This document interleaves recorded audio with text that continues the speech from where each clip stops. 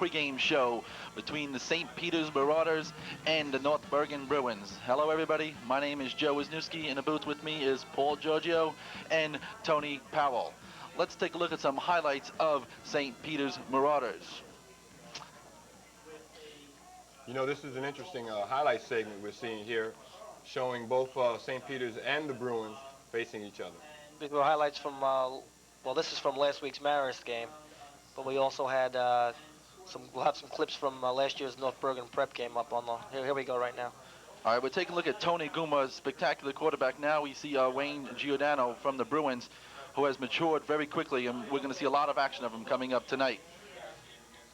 Both these teams feature strong offensive lines and strong quarterbacks, and could come down to special teams. Okay, that was the last minutes of St. Peter's victory. Okay, we're going to go down to the field for our pregame interviews with Bruce Dabney and Vernon Prince. Hello, everyone, and welcome to Bill Cochrane Field down here at Caven Point in Jersey City. Vernon Prince here with my partner in crime, Bruce Dabney. Bruce, it's quite obvious that I think we're like rooting for both sides of the fence tonight. Well, really, we're showing you that we're not biased. We're for the kids. That's the main thing right here, right? St. Bergen, North Peters. Absolutely. Bruce, as the crowd is filing in, you can obviously see that we're going to have a good, excellent crowd tonight. What is the importance of this game to both teams? Well, first of all, the National Conference Championship in the HCIAA is on the line. Right now, Peters is undefeated. They're 3-0. And, of course, as you know, North Bergen's undefeated. They're 2-0. This is a significant game for Peters in that they don't have any more formidable foes in front of them. Memorial, I guess you could say, but I think if Peters wins this, they'll be the outright champion. Absolutely. You know, another thing you have to think about, because we talk about both teams, and you talk about, like, Giordano, who's the quarterback of North Bergen, Guma, who's the quarterback of St. Peter's, all the skill positions. But probably one of the most important areas tonight is going to be down in the trenches. Who's going to be doing all that hitting and all that smashing? Let's talk about the lines of both teams. You mean the pit? In the pit is where everything's going to happen. It's interesting. Both teams are very similar in that they like to run counter traps, counters, and plays like that. Of course, for Peters, you have the dynamic trio. You have Danny Granda, Scott Prusco, and Keith Booker. They pull and they open up those holes for those two running backs Peters has, of course, Paul Mulcahy and Ted Schroeder, who could be a key if he's at 100%. On the other side of North Bergen, they open up holes as well, but their three linemen are Anderson, Johnson, and Petto. They pull as well, but they pull to the opposite side of the line, the left side, whereas Peters pulls to the right. And, of course, their running back is Vito Capruso. That's who they open up the holes for. You know, last week when we did the game between Prep and Marist, we interviewed Tony Guma after the game, and he said that tonight's game is the Super Bowl. Explain that. Super Bowl in that when you look at the last 3 out of 4 years, Peters has defeated North Bergen and has given them their only loss. And, of course, has won the HCIAA North National Conference Championship those years. What he means by that, if Peters wins this game tonight, not only are they the National Conference champions, but they go into the state tournament ready to fire up the next opponent. But, you know, it could come down to the specialty teams, I think, Vern. And you can allude to who they are. Well, when you talk about the special teams on the side of North Bergen, you've got probably one of the most prolific kickers in Hudson County. His name is Pedro Borda. Excellent range kicking the ball, and also Mr. Joe Murgatroyd, who does some excellent punting for North Bergen. On the side of St. Peter's, you've got Paul Mulcahy, who will probably do some punting tonight, and Tony Guma, who will kick the extra points and the field goals. Right, and Guma can punt as well, but just as we saw last week, he was spelled because of that sore leg, and by Mulcahy, who did an excellent job. But it also could get down to the quarterbacks. This is the first time that we've had a situation. Yes, that's an enthusiastic fan there. I would say so. You know, this is the first year where you have a North Bergen and a Peters. They both like to grind it out. They both like to control the clock, as evidenced by last week's 9-minute drive of Peters that resulted in the score. But they have two good quarterbacks. I mean, you know, Guma can throw the ball, and of course, Guma has excellent receivers. Francesco, Della Fab, who made a great catch to sustain that drive. Probably the play of the season. No question about it. On the side of North Bergen, Giordano's an excellent quarterback, but he primarily goes to one receiver, Ken Bello. He's an excellent receiver. But I would say in terms of receivers, Peters has the edge in that department. And you mentioned Guma. he is an excellent thrower, but he's also a very excellent runner, because as we saw last week against Marist, he was eluding tacklers, I mean, slipping out of their fingers, kind of like eating Jell-O with chopsticks. Right, and along with eating chopsticks, he also came up with pay dirt because he runs the option so well. That's how he scored against Maris, that fake dive into the line, then he ran the option and scored. Also, Giordano can run the option, but both teams are similar in that they'll run power plays, blasts, they'll run counters and traps. So it could be a very, and it should be a very interesting game. Look at the crowd. You can feel the electricity. They feel good about it. We're going to make one last point, the point about the rivalries. Now, you played football, I played football, and there's always that rivalry where it's kind of like the rest of the season means nothing unless you beat your rival. Explain about that tonight. Well, definitely, because when you build up the type of rivalry that seems to have built up between these two teams over the last 4 years, even if you lose the rest of your games, you want to beat that arch rival. In my case, it was always Lincoln and Snyder. Here tonight, you have a North Bergen and Prep, two great teams. The only thing I wish could happen, though, the winner of this game, I wish they could play Hoboken. That's absolutely true. Hoboken, one of the tough teams in the American Conference. Well, Bruce Dabney is rooting for St. Bergen. Vernon Prince is rooting for North Peters. Let's go back up to the booth to Tony, Paul, and Joe Wisniewski. Bruce, for that informative interview there. Well, they were talking a lot of big rivalry, Paul. What bigger rivalry can you get than this game? Yeah, it's a big rivalry, but you know it's only become a big rivalry since the mid-'80s. Prior to that, there really wasn't much. They didn't play each other since I think the late '60s, right, Tony? That's correct. And then looking at this rivalry, it's gotten intense because they've met 5 times in the '80s since 1984. We're going to take a look at how they got here just before the kickoff, which is going to happen in about 15 minutes. But we'll do that after these commercials. But first, I'll send it back to Joe. All right, well, we're not going to take any commercials just yet. What I want to do is I want to talk a little bit more about the Marauders and you saying how they got here. We talk about schedule strength and stuff. You definitely got to say that the Marauders, well, you talk to a lot of people and you say, well, gee, who's favored in this game? The Marauders definitely had the strongest schedule throughout the season. Meanwhile, North Bergen, they've outscored a lot of opponents. They've outscored their opponents by a margin of 194 to 33. However, North Bergen has not played anybody that you would consider a powerhouse, as opposed to St. Peter's. No, St. Peter's has played Middletown South, who are ranked #1 in a couple of polls, #2 in other polls. They've also played Bayonne, who they beat fairly easily, 30-6. And they played Marist last week, although Marist has become tarnished somewhat in last night's loss to Hoboken. But they have had the tougher road so far, St. Peter's. Well, you know, it's interesting that you say Marist is tarnished a little bit because of the loss to Hoboken. Hoboken has to be perhaps the best team in the county right now, if not the best. I don't know if I agree with you in terms of saying that it's tarnished. I do agree that it hurt, and it could be that Marist fell a little flat after that loss to St. Peter's last week when it looked like they had the game won. Oh, I'm not saying that they're a weak team by any means. I'm just saying, you know, they were thinking, in terms of Marist, they were thinking 6-1 maybe, and now they're 4-3. They're not going to make the state tournament, but they're still a tough opponent. Yes. I agree. Well, I agree with you as far as saying the Hoboken. There'll be some people argue with that because right now a lot of people believe that whoever wins this game is going to be the best team in Hudson County. That remains to be seen. Let's talk a little bit about the St. Peter offense. There was a slight injury that we talked about. Ted Schroeder had been plagued by injuries last couple games. Paul, you said that he was 100%. You spoke to Coach Hansen. Tells me he's 100%. He feels he's 100%. Of course, you don't really know until he goes out there and starts banging some people for real. So. Well, that'll be interesting. Also, we expect Paul Mulcahy. He'll be carrying the brunt end of the offense when running the ball. He had, I believe, 90-something yards, 92 yards against the Royal Knights last week, and he's the key to the game on offense for St. Peter's Prep. Of course, you got Tony Gumer, quarterback, who has had 3 straight 100 yards passing in the last 3 games, and they haven't come against easy teams like Bayonne and also Marist he's passed against. So he's doing a good job, and he's improving every game.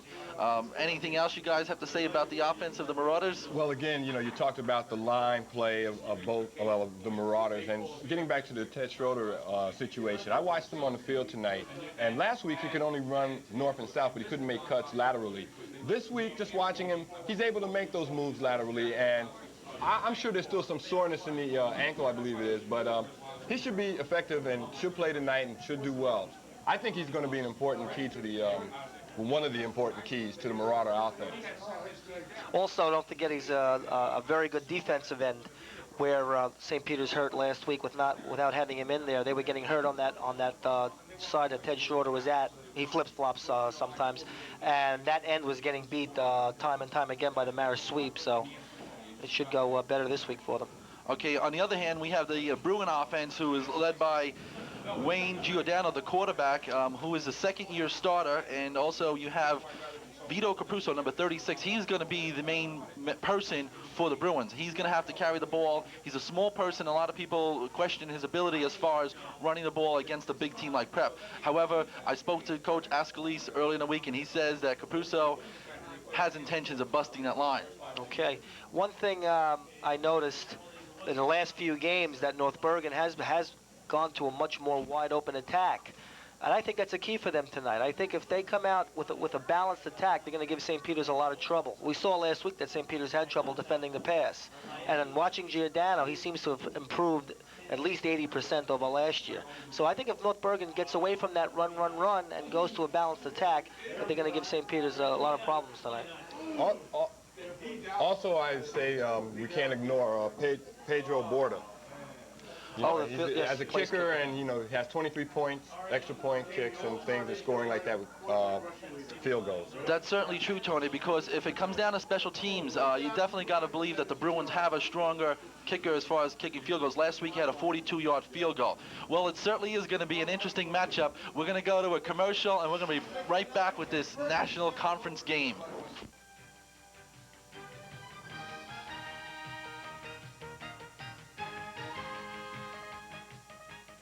If you're one of them, we can Hey, help. Dennis? Our Home Energy Assistance Program helps eligible folks pay their energy bills. If you're interested, call this toll-free number and see if you qualify. It won't cost anything, and it might keep you warmer. A message from the New Jersey Department of Human Services, Public Service, Electric and Gas, and this station. Working in Latin America isn't everyone's idea of how to spend their retirement. But not everyone's like Peace Corps volunteer Virginia White. Her lifetime of experience has given new life to this community. Water to once arid fields, produce where crops never grew before. She's helping people to help themselves and others. No matter what your skill, you don't know how much you have to offer until you offer it, and then reap the rewards. Peace Corps, the toughest job you'll ever love. McGruff here. I want you to learn a song that tells people to say no to drugs. Users and losers and losers and users. I don't use drugs.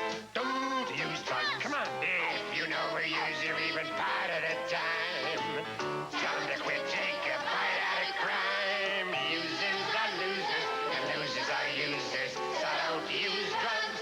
Don't use drugs. Now, teach it to everybody and help take a bite out of crime. Lou Gossett is annoyed. Hey, we've got some real bad guys in this country. Abusing public lands, defacing parks, robbing historic sites. These are our lands, yours and mine. The good guys. Now, you gonna let a bunch of bad guys run us off our public lands? Or are you gonna help save the lands? Let's show these bad guys that the good guys always win. Write Take Pride in America. Post Office Box 1339, Jessup, Maryland, 20794.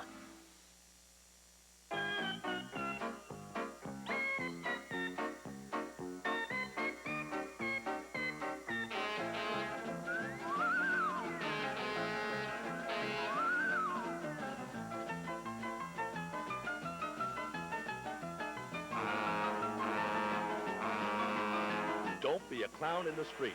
Don't jaywalk. A message from the New Jersey State Division of Highway Traffic Safety and the New Jersey Police Traffic Officers Association. Joe.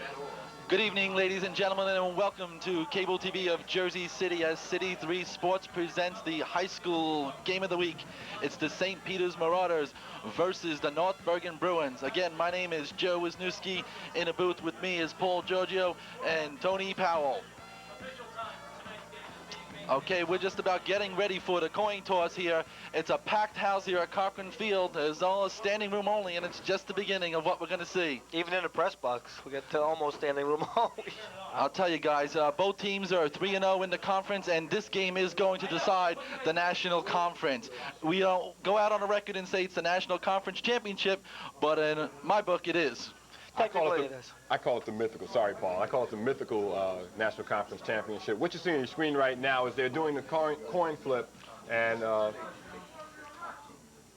looks like North Bergen will receive. North Bergen has won the toss, yes. Co-captains out there are Vito Capurso, number 36, and Wayne Giordano, number 10. And for St. Peter's, we had quadri-captains, if you will. Tony Guma, number 7, Keith Booker, number 54, Scott Prusco, 75, and who was the other one? Danny Granda, 58. Dan, yeah. Well, I'll tell you, we certainly have an interesting matchup tonight. This is, some people are calling it the game of the year, which in all aspects it is. Well, last week, when we talked to the St. Peter's players after the Marist game, Guma was saying this is going to be our Super Bowl. This is our Super Bowl game this week. As we take a look at this standing room crowd only at Cochrane Field, there's been a lot of fans here, both for North Bergen and St. Peter's. North Bergen has a large following. So, guys, you think there's going to be any kind of home field advantage here tonight? Well, you know, you like to think that, but last year the game was up at Bruins Stadium, and St. Peter's came away with a 10-0, totally dominating victory. So, you know, sometimes you wonder about home field advantage. I don't think home field advantage is going to play a role. Okay, for the Marauders, it'll be Tony Guma. He will be kicking off the ball to the Bruins. And in the backfield for the Bruins, it'll be Capruso returning the ball. And also, number 32, that's Pat Seeger. So, it's showtime. Pull up a chair and spend the next couple hours with us as Cable TV of Jersey City is bringing this game to you exclusively. Okay, it's good to, the first play of the game usually gives you an indication of the flow, of how things might go. So let's see if St. Peter's can apply a good hit here, or if North Bergen can get a good return.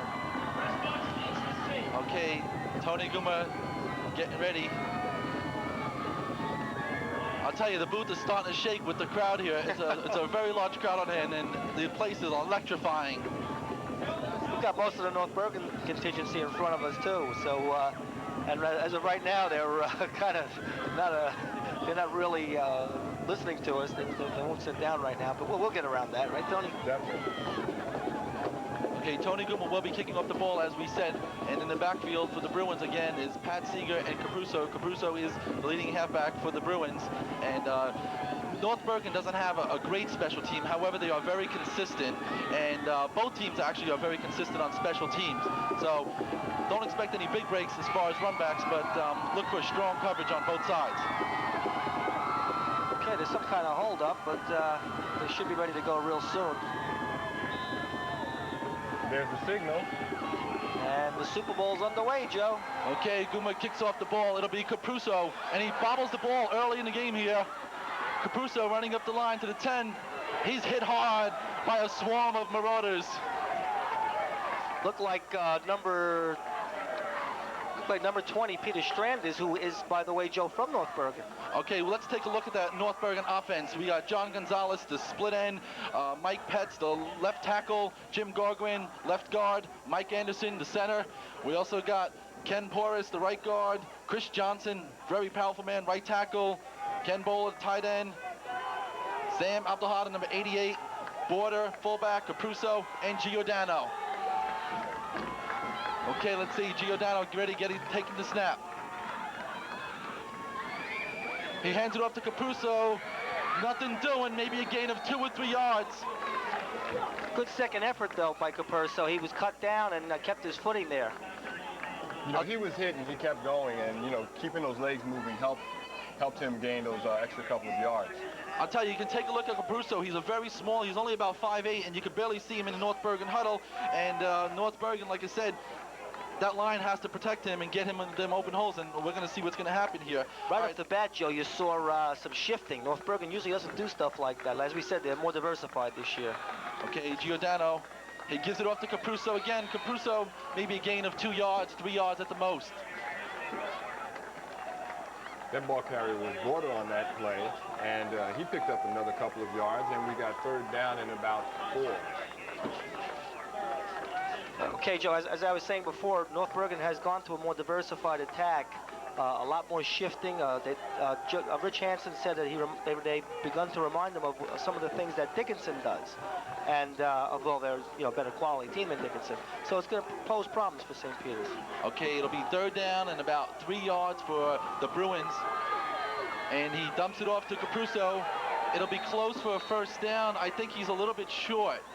I don't know, Joe. It looks from this angle like he may have it. Oh, he does give it a first down. Okay. Okay, that Prep defense has given up a first down. Let's take a look at that. You got Ted Schroeder, number 42, the left end, Scott Prusco. You got Jim DeFoglio, Keith Booker, McMullen, Granda, Ferranti, Tim Hawks, Jamie St. Marie, Dan Margaretanda, and Jim Francesco. Okay, it's first down for the Bruins. Giordano ready to take the snap. Okay, in motion. Some movement. There's a flag on the play. May have been encroachment on Joe DeFolio, possibly. Yeah, I agree. Number 73 looked like he was offside. For St. Peter's. Yep. They had Ken Bello in motion, but apparently there was someone on the line who did move. Yeah, it was Joe DeFolio. I was talking to St. Joe's coach, Joe Blasucci, who's here to scout the North Bergen team tonight, and he said he felt, and Joe's been around for a while, that mistakes are going to be the key in this game. He says if St. Peter's makes the same kind of mistakes that they made last week, they're going to have a problem tonight, and there's one right now. Okay, that's St. Peter's first penalty of the game. Okay, Giordano ready to take the snap. First down and 5 yards to go. Bello in motion. They dump it off to Capruso. He's got about 5. I'll make that about 3 yards, Capruso. I spoke to Ascalise earlier in the season, I should say a couple days ago, and he told me that they're going to try and run the ball and just continue to run. They won't throw the ball unless they have to. Well, looking right now, Joe, just from comparing, either it's because North Bergen's wearing white, or maybe it's just me, but they look a lot quicker than they were last year, a lot quicker. Well, I'll tell you, they're a lot different than several years ago. They always had a run-oriented offense. This year, they're a little bit more diversified, as you were talking. Okay, we got Giordano getting ready to take the snap there. He gives it off to Capruso, I believe it is. First down.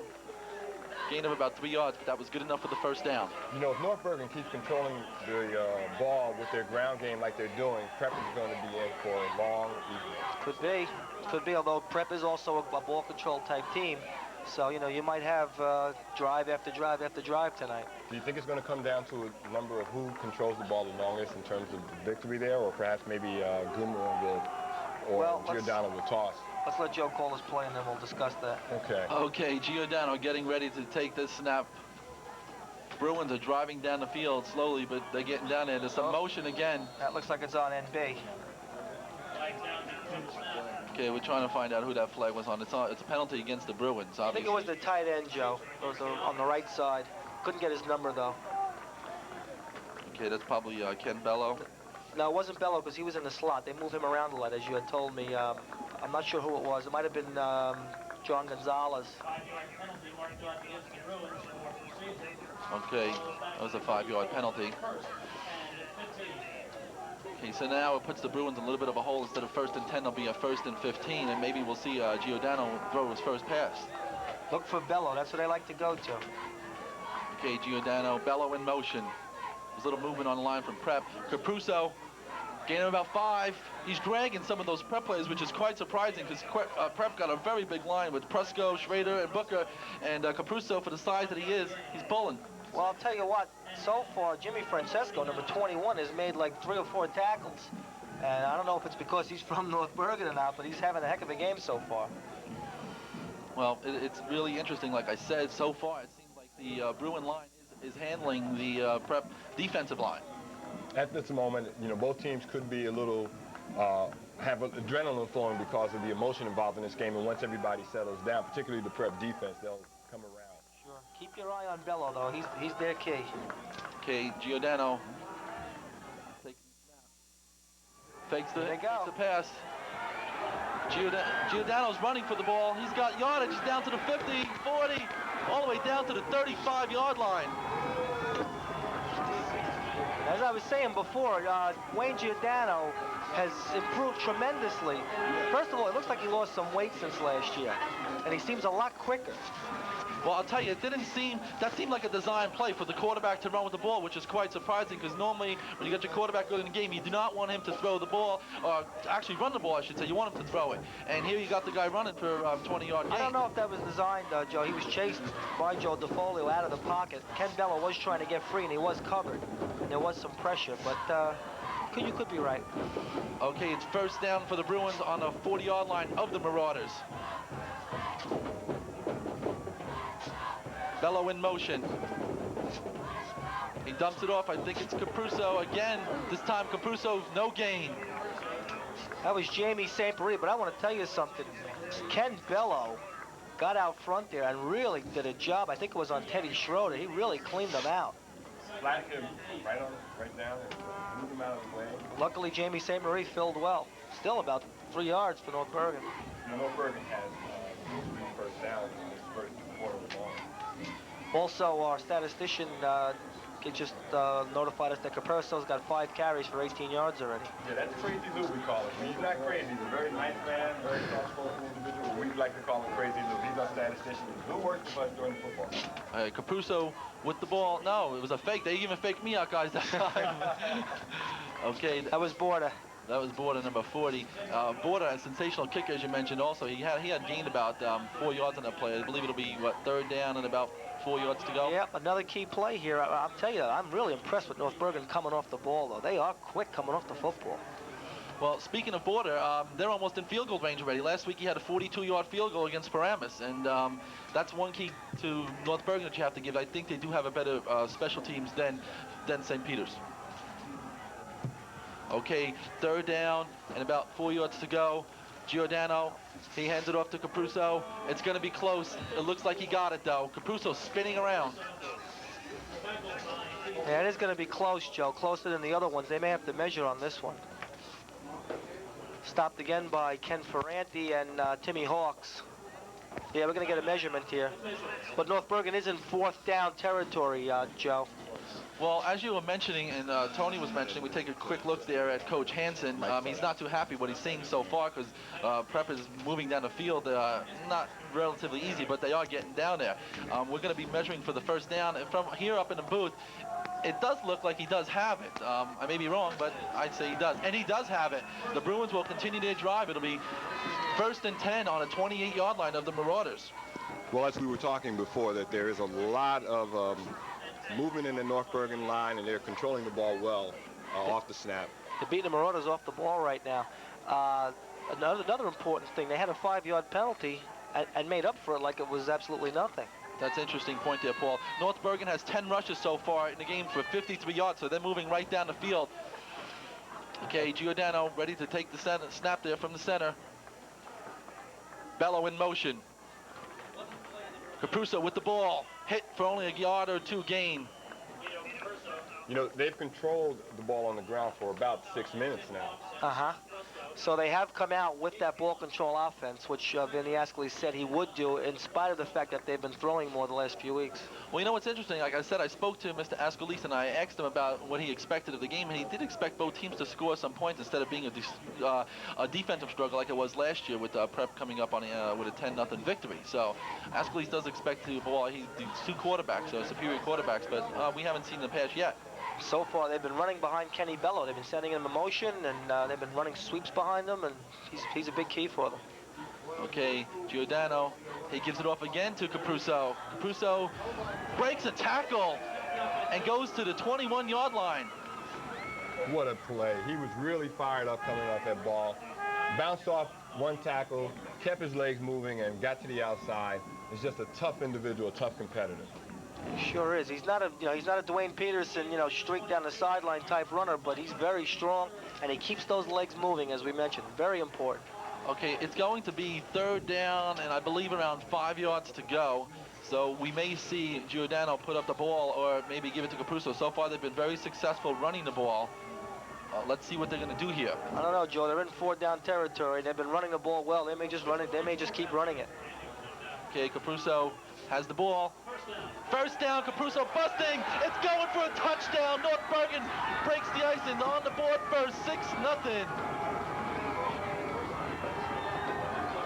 It looked at the beginning like Capruso was going to be stopped, Tony, but he busted through.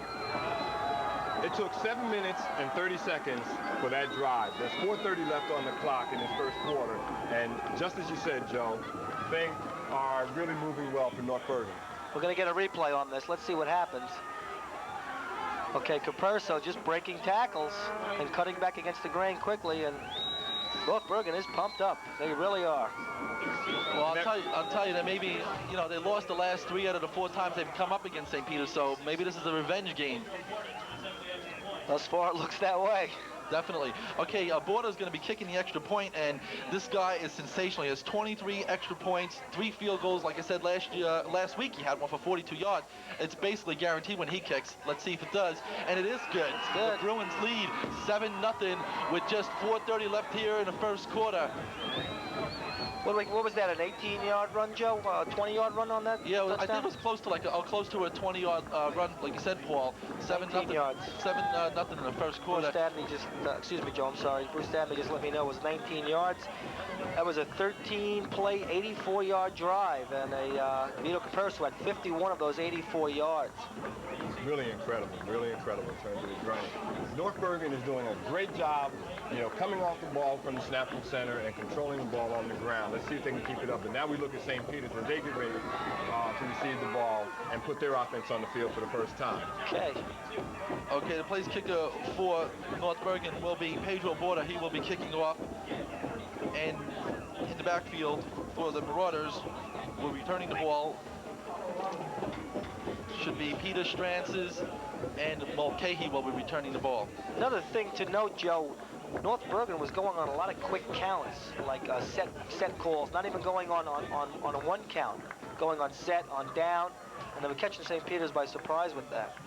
Well, I'll tell you, I am totally impressed with the drive that North Bergen just performed. It was perfect practically. I mean, they just went down there and they ran the ball right down Prep's throat.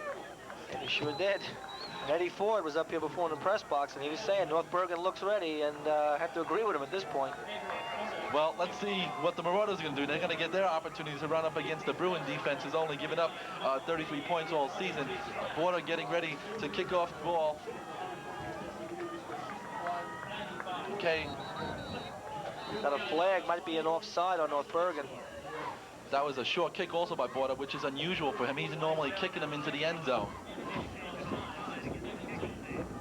Yeah, I think they called offsides on that play, Paul. Yeah, over on the far side, it looked like. Okay. Tony, at this point, it seems like St. Peter's seems awfully flat. There's very little emotion out there. They seem very flat. I think maybe it's not that they don't have enough emotion. I think perhaps they had too much emotion and just don't know how to handle it, not contain, because they're not doing the things that we normally see a St. Peter's prep team doing. As we take a look, as we said, the standing room crowd only here taking a look at the Marauder cheerleaders. They have a lot to be proud of. Prep, like I said earlier in the game, they only have 1 loss to it, number 2 ranked team in the state by Middletown South. Okay, Border again will attempt a kick. This time he gets a better kick, and it looks like Mulcahy has the ball, and he does have the ball. Mulcahy got a wall. He's got a hole to the 36-yard line.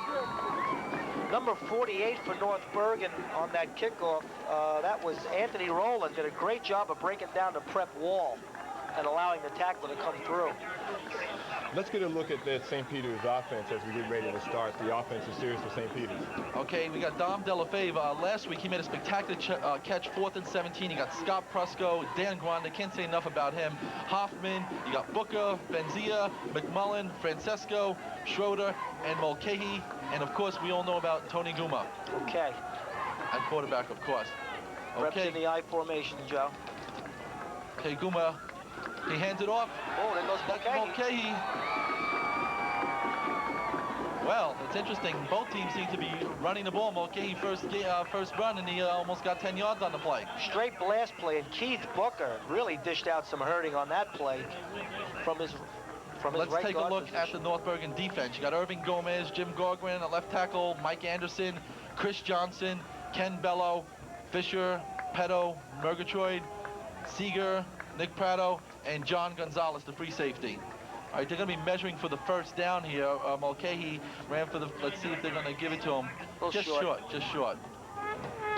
So Prep comes back with a big play on first down, and that's important for them. You know, we were talking about emotion before. This may fire that emotion up on that Prep team to the point, or at least make them play less flat than they've been playing and inspire them to go on. Well, I'll tell you, you talk about Prep playing flat. However, we haven't gotten to see their offense, so we're going to give them an opportunity. The defense didn't look like the Prep defense that we all know.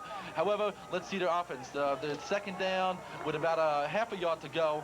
And with Mulcahy and Schrader, you got to believe that this is almost guaranteed. Well, you never know.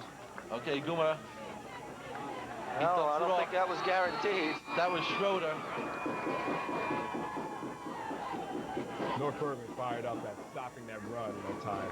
Looks like it's going to be tough, but they've gotten the first down. Because he has it. Okay. That looked like a play that St. Peter's calls double dive. What they do is they make it look like a blast, like a fullback lead. But what they do is they send the fullback one way and the running back the other way, the tailback, and they give it to either back. And the reason they do that against a team like North Bergen is because their linebackers like to fly to action. So if they're keying on Mulcahy and they're flying to his action, then they could pop Schroeder possibly, but it didn't happen that time. Okay, let's see. Cooper getting ready to take the ball from Bill Hoffman. Guma, he hands it off to Mulcahy. Mulcahy gains hard-earned 4 yards.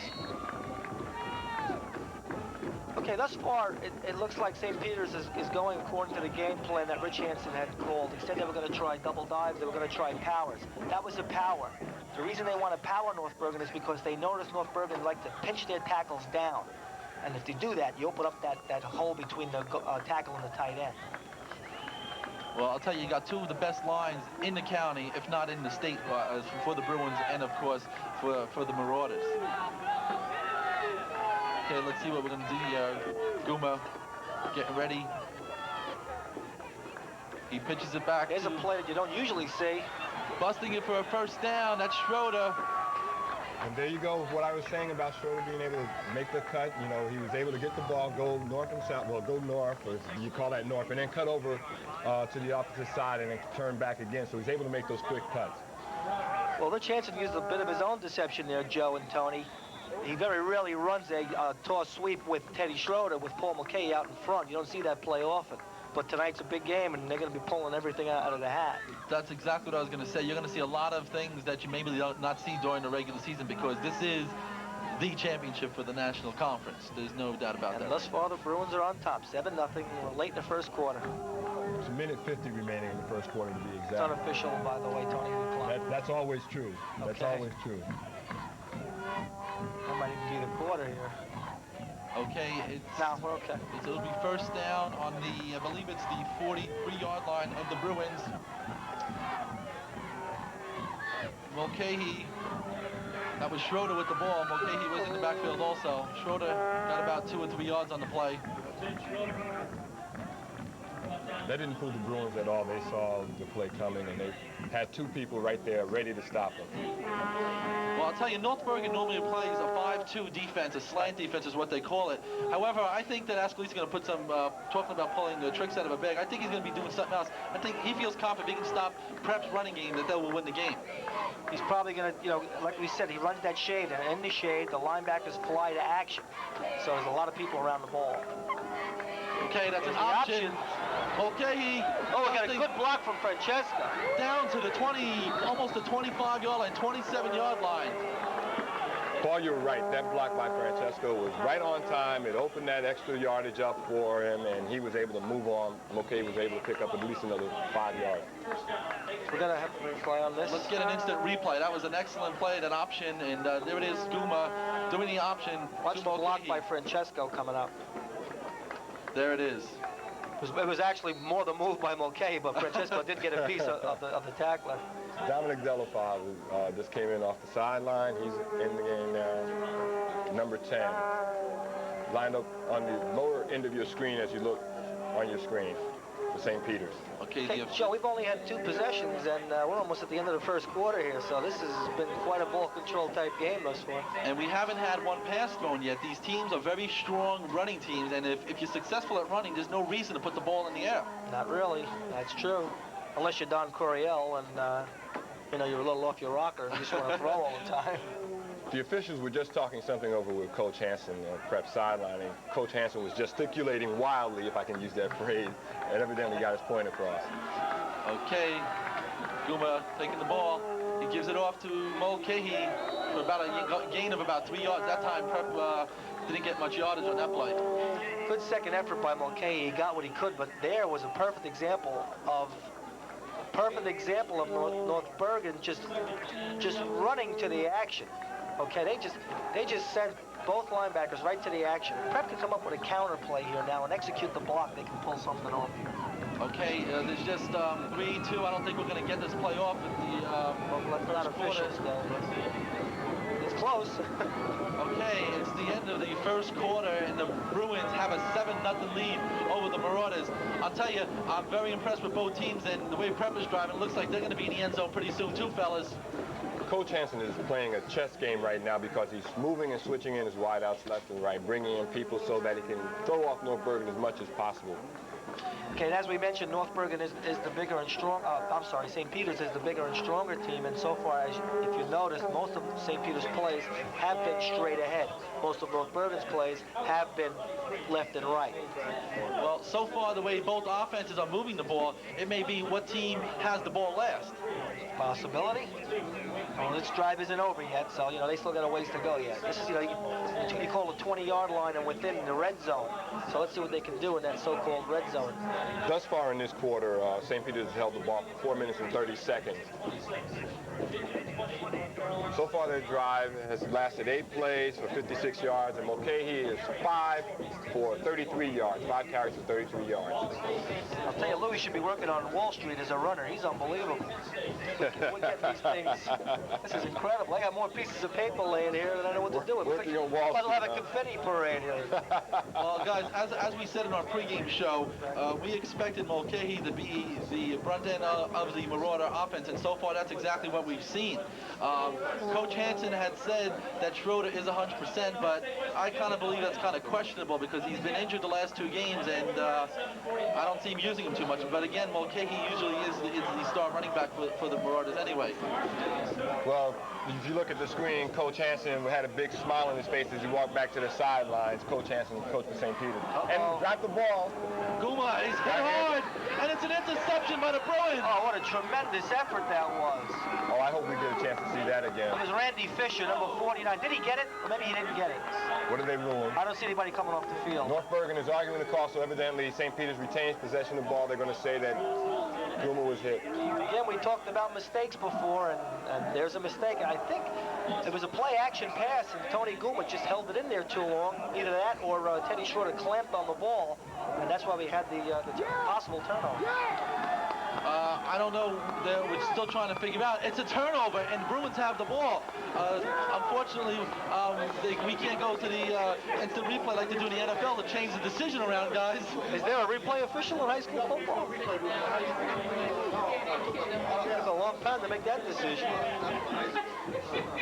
Well, I'll tell you, that was there's the first big break of the game. The Marauders were driving down the field, and they seemed to be going in for a touchdown even when they were on the 25-yard line. But now the Bruins have the ball. And the defense is going to have their hands full here because it seems like the emotion right now is on the Bruins side. Most definitely. That interception was by Randy Fisher. Randy Fisher, that was a tremendous 49. effort. Okay, Giordano, he'll be taking the snap. Bello in motion. He handed off to Capruso. Capruso for a gain of about 6 yards. Make that around 5. You know, Capruso holds on to that ball so well. He just wraps his arms around it and carries it. He's not letting anything happen to that football. Yeah, I don't see him fumbling the ball, that's for sure. I'll tell you, he's very strong and very quick. That's what the word is on Capruso. Like I said, he's only 5'8", but you see him dragging 3 or 4 Marauders when he is getting hit. Okay, it'll be second down and about 6 yards to go. Giordano. Oh, good hit there. I don't know whether that was a busted play or whether the Prep defense got in there so quick that the play did not get a chance to materialize. I don't know, Joe. That could have been a North Bergen option. They had number 17 go in motion there to his left for North Bergen. That's Brian Coyle, and you saw Giordano ride the fullback a little bit, but didn't get rid of the ball, so it looked like it could have been an option. Keith Booker seemed to be the man that pulled him down. Now we are all on TV, so everybody wave to all the fans out there. Okay, it'll be 3rd down and about 7 yards to go on this play. This looks like it's going to be a throwing down for North Bergen. Let's say Capurso went in motion there. Sprint down. Dropping back. He's hit by a Marauders. There was 4 or 5 of them in on the tackle there. Okay, Joe, last week North Bergen ran that play, that same play right there for a touchdown twice. A screen to Ken Bello. Twice for touchdowns. This time, I think St. Peter's was prepared for that, Tony. Booker and Gonzalez brought him down. He just rushed right in and put Giordano right on his back.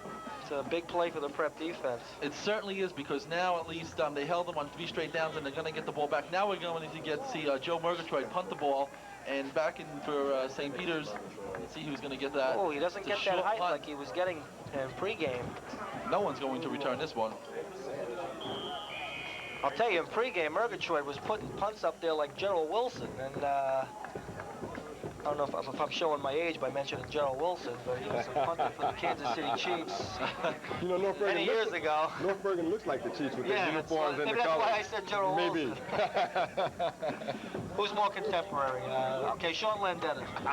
There you go. I'm not a Giants fan, so I didn't want to say Sean Landetta. I'm not a Jets fan either, though, so. Okay. The Marauders will be back on the move now after holding the Bruins on 3 downs and had forced them to punt. Guma taking the snap from Hoffman, and it was a penalty on North Bergen. I think they jumped the line. Okay, looked like Prep went to a long count that time. If it is on North Bergen, yes it is.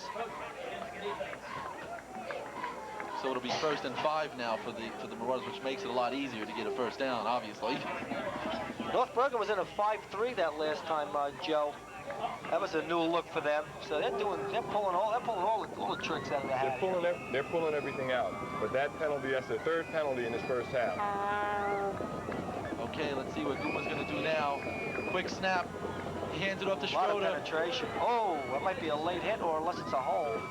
It looked like Schroeder slipped on the play there. Yeah, but there was an awful lot of penetration off the snap. I think there might have been a hole in that play. Yeah, looks that way. That's exactly what it is. It's holding on the Marauders, and that'll take another them mistake back. for the Marauders. Well, so far the mistakes have been riddled to the Marauders so far. They had that 1 turnover, and now these penalties, and you can't have these penalties, especially when you have a run-oriented offense. Every penalty hurts. That's true. You know, you don't have a real explosive type offense, and like you said, every penalty gives you that much further to go. And if you're not a quick make-up yardage type team, that's a problem. So now it'll be 1st down and 15 yards to go. That was Prusco on that hold, I believe, and it's St. Peter's 2nd penalty of the game, and so the penalties are evenly balanced right now. Okay. Guma, let's see who'll be giving off to. You got Schroeder and Mulcahy in the backfield. Looks like Mulcahy will be running the ball only for a gain of maybe a yard, if that. Number 65, Chris Johnson. Showing fine pursuit on that play. Well, like I said, North Bergen, their intentions right now are to stop that Prep running attack. If they can stop that running attack, I think they feel pretty confident that they're going to win this game. And so far, they're doing a decent job on it. Prep was driving, however, they had the turnover. But so far now it's 2nd down and still 15 yards to go. John Wolfen again for the Marauders.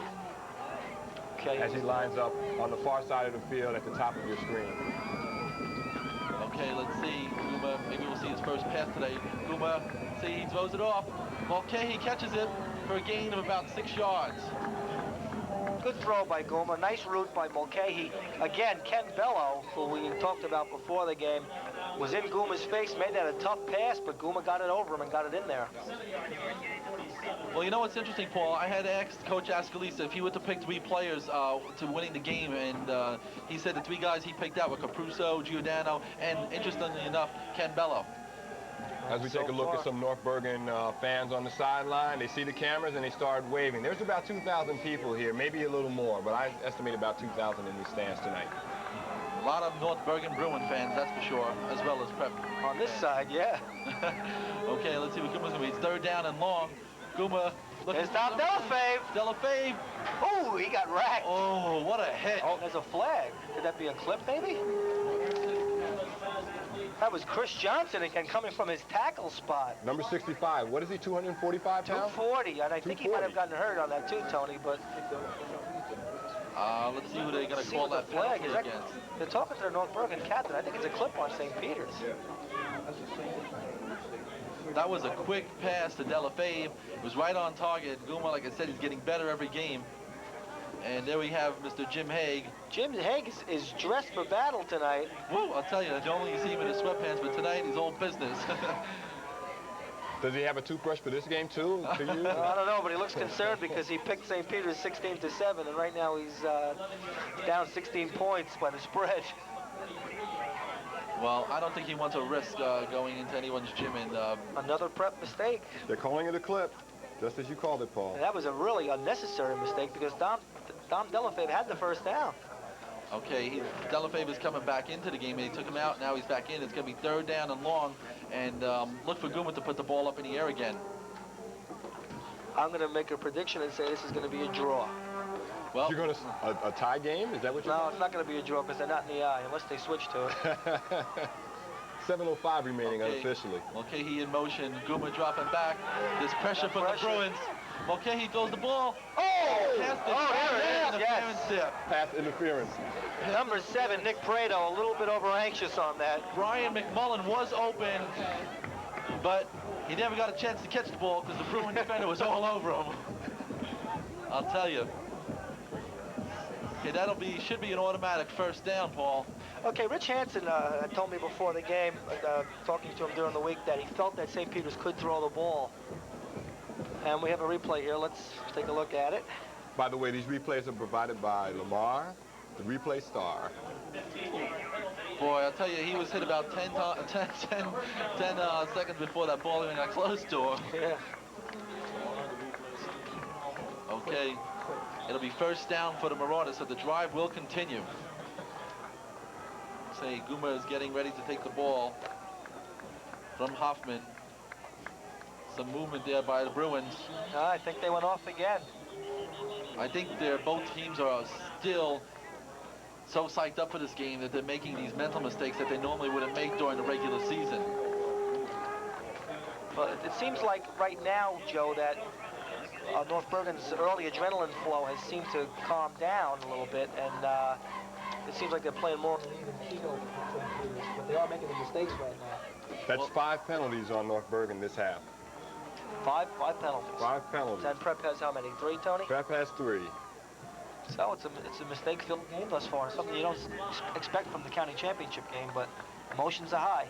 Okay, it's still 7-0. Bruins are leading with 6:33 left in the second quarter. Guma getting ready. He hands it off to Mulcahy. Mulcahy has some room. Okay, that was the double dive again that we talked about before. Okay, catching the Bruin linebackers running to an area. They chased Ted Schroeder. They saw him come through the hole first. And Mulcahy had a natural hole. Gets a block at the line. It's an effective play for the Marauders when they've had the ball. And they've been able to capitalize on it. It's most effective, Tony, too, because when you are an I formation team, most teams feel that your tailback is going to run behind the fullback. Okay. And in that case, it doesn't happen. It's a first down for the Marauders. That was about a 12-yard run from Mulcahy. Guma hands off to Schroeder, busting up the middle for a gain of about 5. Okay, Prep getting close to that red zone again. And the last time they were down there, they made that big mistake and they fumbled the football and then the interception. But they are picking up the yardage right now. Well, I'll tell you, it seems like both teams are very effective at running the ball. It's their offensive lines that are producing. Oh, this terrific line play. We expected that, and we're getting it. Okay, it'll be second down and around, 6 yards to go.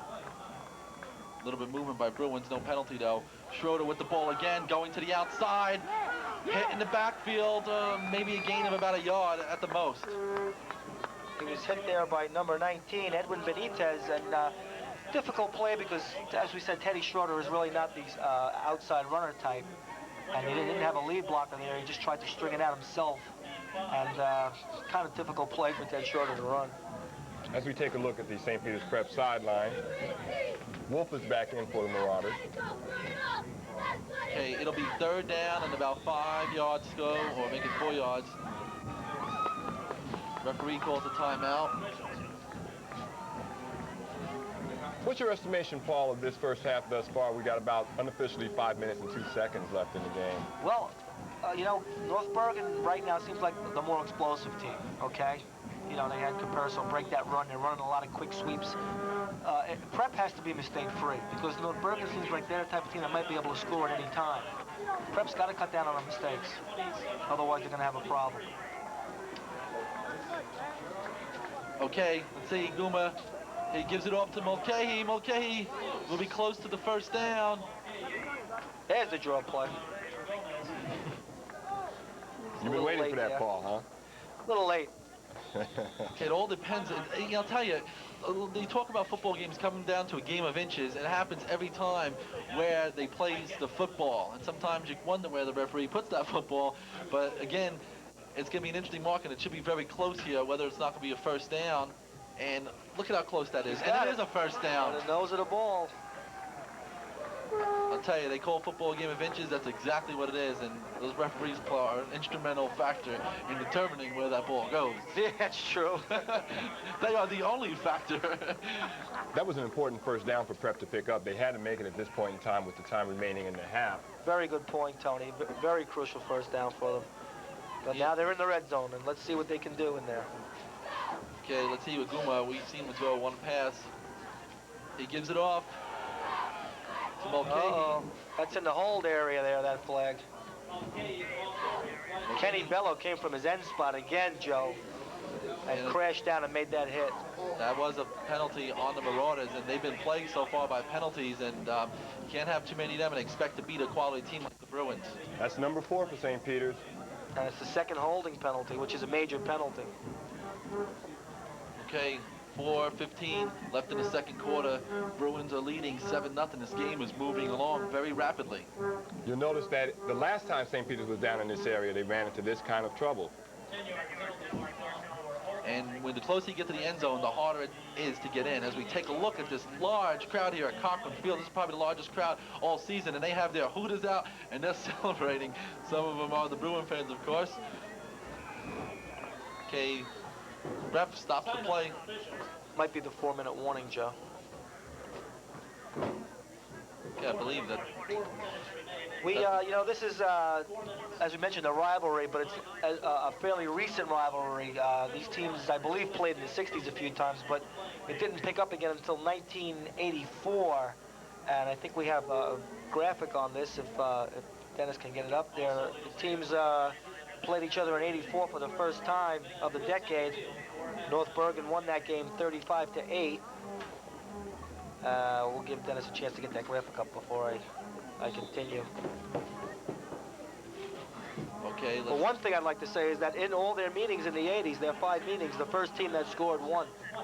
Well, that's interesting. Let's see what Bruins going to do with the ball. It'll be it's 1st down and 10 yards to go. Guma gives it off to Mulcahy. No gain. The Bruins are busting in on that line. You know, I'm surprised that Prep's line is not performing better in this situation. Yeah, that play looked a little bit slow developing. That was a straight blast play. Number 60, Mike Anderson, has been doing a pretty good job, and Vinny Ascles had said he's one of the keys, probably maybe his best lineman aside from Ken Bello. Let's not forget, we're talking about the Bruins, who last year won the Section 1 Group 4 over Patterson Kennedy, who was a powerhouse, 14-13. So Bruins are a very powerful team, and if anybody's going to stop the Marauders, it's the Bruins. Not only that, but they've been to the state tournament 11 out of 14 years, and I think they've won it 5 times. Okay, it'll be 2nd down. Let's see, it's going to be a long count here. Guma dropping back. Looks like he's going to throw the ball. Pressure on him. Nice move there. Guma throws it down. Interception. Interception by number 29. That's John Gonzalez. Yeah, he just made a great move to the football. He waited. He knew exactly what he was doing. He waited for Guma to throw it, had good position on Wolf, and picked that pass off. We're going to have a replay of that coming up now, and it'll show you just exactly what we were talking about. Guma did put a nice move on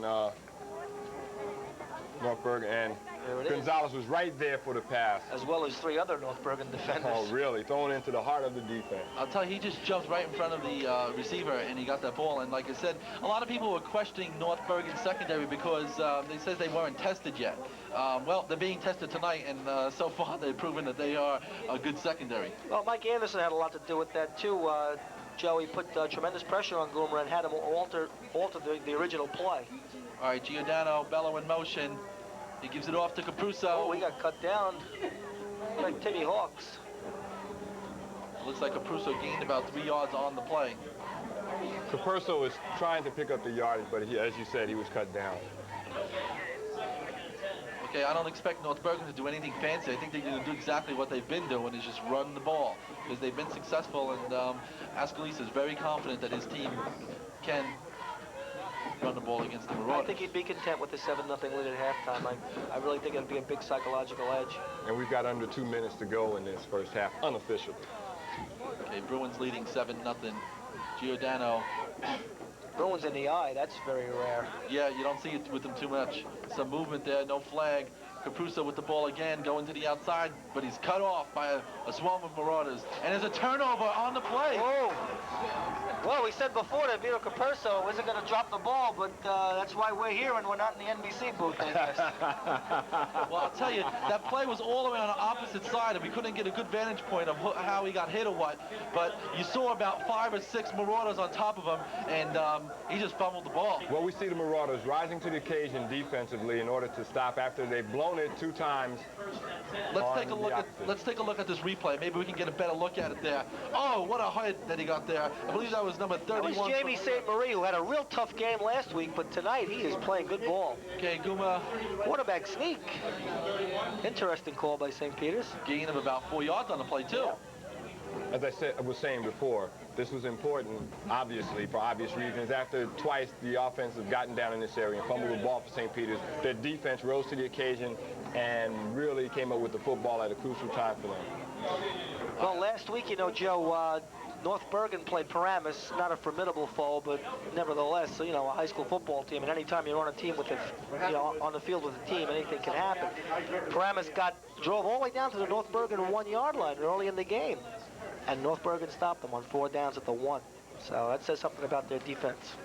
Well, I'll tell you, sometimes the scores can be misleading. As in, like I said, with the Paramus score, maybe 38-7, the Bruins did win the game handily. However, the score doesn't tell you that the team has been at the goal line so many times and they didn't get in. Okay, it's going to be 2nd down. There's only 1:18 left in the 2nd quarter. Bruins are holding on to a 7-0 lead. Marauders just coming off a turnover and bringing the ball down, recovering the turnover, I should say. Tony, we talked about the importance of this game. Oh, yeah, there's the score. It's 7-0, and we got what is that, a quarter moon? I don't know. How about a 1/3? 1/3 moon? It's about a 1/3 a quarter. Looks like the moon you always see in the cartoons where, you know, underwear is hanging off the end of it or something, you know, that little point right there. I don't know, but Vernon Prince just started howling, so something must be up. Paul, you were saying before about the importance of it. Yeah, but the state tournament playoff picture, we have some stats here. I think this is from the Bergen Record or the Star Ledger. It doesn't really matter. But, Tony, why don't you tell us the teams that are in contention in Group 4? Well, in Group 4, Section 1 in North Jersey, you have Passaic Tech with a 7-0 record, Hoboken 6-0, North Bergen 6-0. So it's an important game for them in that regard. And There's also about 5 or 6 others that have a shot. Let's go here. Okay, it's 2nd down and about 6 yards to go. Guma with the ball. He hands it off to Mulcahy. Mulcahy's going to, oh, it's close. He's going to go down to about the 1-yard line, it looks like. Okay, that was a play that Prep runs out of the power eye, Tony, that they call 26B. It's just a straight blast run with 2 lead blockers going to the tackle tight end spot. But Paul Mulcahy did a good thing there. He cut inside when he saw the opening and got upfield. Had he continued on that 6-hole path, he might have gotten stopped. And that's something he's been doing all year for the Marauders. Okay, here it is. This is key here. Okay, it's 3rd down. Let's see what the Bruins are going to do. Gives it off to Schroeder. It looks like he was stopped. First down, though. First down. Well, let's see what... It's a first down anyway. But it'll be a first down. It's very close because the first down is like right in between the 1 yard line and the goal line. Prep uses their last timeout here, too. 1 yard gain. Okay, let's, as Vernon likes to say, let's play armchair quarterback. If it is short of a first down, oh, it is a first down. Okay, never mind. I was going to say, if it was short of a first down, would you take the 3 or go for the 6? I go for the 6. Okay, how about you, Joe? Well, when you're so close and you got two powerful running backs like Schroeder and Mulcahy, I would go for it also. Okay. Well, when I was coaching, I was just an assistant. I didn't have to make those decisions. So. That's a cheap way of getting out of that. They never even let me call a play. I used to sit up on top of the booth for nothing. I used to freeze to death. No, probably the smart thing to do would be go for the sure points. I mean, we played Seton Hall one year in the States in the finals, and I must have asked for about 5 or 6 different plays to be called, and I got vetoed on every one. I felt like Richard Nixon up there. There's approximately 46 seconds left in the half. Okay, it'll be first and goal for the Marauders, and they can tie this game up here late in the second quarter. And this drive has resulted from a turnover. Okay, we talked before about that Paramus goal line stand with North Bergen last week. Let's see if the Bruins can do it again. I don't think it's going to happen. Let's see. One never knows. Looks like they almost have almost a triple I formation there. Let's see. Kuma, he gives it off to Mulcahy. Touchdown! Was it Mulcahy? It was Schroeder, I believe, John. Schroeder? Okay, yeah, it was Schroeder, number 42. Touchdown on the play. I see him so tightly bunched up there, it's hard to see all their numbers down there. The North Bergen crowd showing their displeasure with that touchdown. We're going to get a chance to see this again as we roll the replay. And there you go, see Timmy Hawks cut off to the side. And McKay just hands that into Schroeder, and Schroeder just punches his way in for the TD. He didn't have to go far. Okay, here's the key we were talking about, the extra points. Let's see what happens. Kuma kicks it, and it's good. Okay, good job by Chris Martin on that hold, because that snap was down in the dirt. Yeah, I was just going to say that he had a hard time controlling that snap and had to turn the ball around and just got it up in time so that it could be kicked cleanly. Okay, and there's only 43 seconds left in the second quarter. At halftime, we're going to have some interesting interviews when Bruce and Vernon will be down on the field. Ray Farley, principal of North Bergen, Wayne Witkowski, and the FA. They'll be battling it out with the predictions from the local newspapers. And, of course, Bill Massapus, the assistant coach of Lodi High School. Those will be our halftime interviews, so make sure you stay tuned. Massapus was a former St. Peter's coach, Joe, and he's a very good line coach, and he can give us some insights on what's happening on the line of scrimmage out there. Okay, Goomer is getting ready to kick off. In the backfield is Pat Seeger and Capuzzo. That St. Peter's Prep touchdown came on 3 plays for 11 yards after that fumble recovery. Okay, it's kicked pretty good. Low kick right at Seeger. Seeger has the ball. Oh, he falls down. Falls down, maybe no gain now. And you know, in high school football, once you fall down, you don't have to be touched. Well, I'll tell you, we did have some rain in the past several days, and I was wondering what the field conditions were going to be. They look pretty good from up here, but I'm sure there's some unsure fittings out on the field. Keep in mind, Joe, that this field is used 3 or 4 times a weekend. It's also used during the week by the Junior Football League program in Jersey City, so by now it starts to get quite a beating, but they do a fine job on maintaining it. Okay, Giordano with just 34 seconds left in the second quarter. We don't expect anything fancy. Capuzzo with the ball. Uh-oh, he's out in the open there. Delaware sweep. He put a nice move on Tom Delafave. That was a terrific move. A little stutter step and cut to the outside and turn upfield. I mean, North Bergen uses a timeout. That was a gain of about 9 yards. I don't believe it was a first down. Very close, though. They're going to bring the sticks out, I believe. No, the referee looked like he signaled timeout. I thought he was signaling first down, but he's signaling timeout. He did signal first down. Yeah, it is a first down out of North Bergen timeout. Yeah. That's the North Bergen bread and butter play, the Delaware sweep, and you see Hoboken run it very well also. That's their key. They pull both guards. They seal off inside. The fullback dives and picks up where the guard is pulling from. and they just take it outside. And with a kid like Caperso, he's got the ability to break it. I'll tell you, I give a lot of credit to Ascalise for giving, as we take a look at Gerard, our cameraman. How you doing, Gerard? Gerard, City 3 cameraman. Now it's a little brisk down there. It's a little warmer here in the booth, so keep warm. As I was saying about Ascalise, we were talking about him giving the confidence to Caperso. He fumbled the ball on the last possession. First play North Bergen has, they give it right back to him. That establishes the confidence. Oh yeah, he's not afraid to go back to Vito. That's his key ball carrier. Okay, Giordano ready to take the snap there. Dumps it off to number 32. Oh, Kenny Ferranti. Doing. What a hit. What a hit. Well, in all defense of Pat Seiger, he's only 5'8", 150, so, you know, he's a bit of a scat back, but when he goes up against a guy that's bigger than him, he's going to come out second best most of the time. But did you notice how he delayed until he thought his blocker got set in there and just took the time before he took off, trying to get in that hole? Okay, there's just 2 seconds left in here in the second quarter. 7-7 is the score. I'm not sure who called the timeout there, because I don't know whether it was North Bergen or... No, it had to be North Bergen again, Joe. There'd be really no reason for St. Peter's to stop the clock here. Okay. Yeah, it is North Bergen timeout. It's quite surprising. What, do you think they're going to try and do something? Maybe throw a 50-yard pass downfield or something? I don't know. You know, I know in past games with North Bergen, back in '85 in particular, Prep was up 7-0, and they drove right down the field throwing the ball after they hadn't thrown the whole game. But it's a different situation now. It's 7-7. I don't think Ascalise feels that he's in an emergency situation here. I don't look for him to throw, but...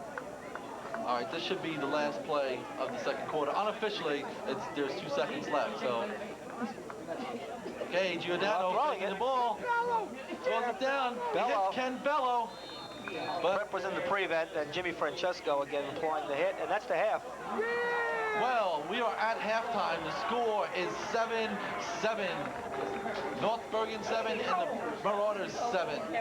Excellent play first half. There was a few penalties on the Marauders side. However, it's still a close game, and it hasn't really affected them that much because the game is tied, obviously. Well, I've got the Bruins with 5 penalties and the Marauders with 4 for the first half. So, again, penalties have been a factor. You know, they've hurt St. Peter's, but St. Peter's has still been able to capitalize and come back and tie the score. So this is going to be obviously a game in which, you know, penalties will play a role, and whoever holds on to that ball is probably going to win. Sure. The turnovers have been a factor too. Okay. Turnovers have been a factor too. I'll be all right. A factor too. Vito Caperso fumbling there. St. Peter's having a drive stopped on Randy Fisher's fantastic diving interception. You know, I think Prep's got, I think they have 3 turnovers, if I'm not mistaken. Well, no, yeah, you may be right. I have them down for 2, but I think it is 3. At least 2 or 3. And North Bergen had 1 crucial one at their own 11-yard line. And as we said, North Bergen, both teams are not prone to making mistakes. That's right. You got so many, like I said, you had 5 and almost 9 penalties between both teams. It's very unusual, very uncharacteristic like of both teams. And going back to the play of both teams, I have to give credit to both offensive lines. It seems like the offensive lines are controlling the defensive lines. Absolutely, Jay. Fantastic offensive line play by both teams. And as we said, North Bergen... Okay, we're going to have to break away here. Joe, want to take us out? Okay, it's 7 in the backfield with Pete Strances. We're getting ready for the second half. It's 7-7. And I don't know, guys, but I think it might just come down to who's going to make the first mistake and who's going to win this game. Well, that's what Jim Haig said at halftime, and he may be right. And Pedro Border, as we mentioned before, didn't get a good kickoff the first time, but let's see what he does this time. Okay, that one is pretty good. It's kicked pretty far. Mulcahy with the ball. He's got some blockers in front of him. Mulcahy all the way to the 35-yard line. Oh, dragged down there. Looks like number 22 for North Bergen. That is Tim Seeger. That's the other combination of the Seeger twins. Yes, indeed. And also participating on that takedown was Ken Bello. Oh, once again, we say his name more than pasta around here. You're watching this National Conference game. It's on City 3 Sports, cable TV of Jersey City. Joe Wisniewski in a booth here with Tony Powell and Paul Giorgio.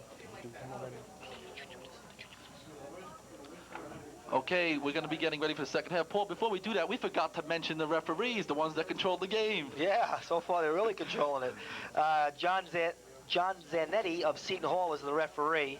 Bill Ruggles of Connecticut is the umpire. The linesman is Joe Mirabella of CW Post.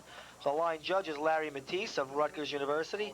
And the back judge is Carl Thurkelson of West Virginia. That was a tongue twister. I'll tell you, they're doing a great job so far. They're controlling the game. You got two defensive line teams on there. However, like we said, the offensive lines are beating the defenses right now.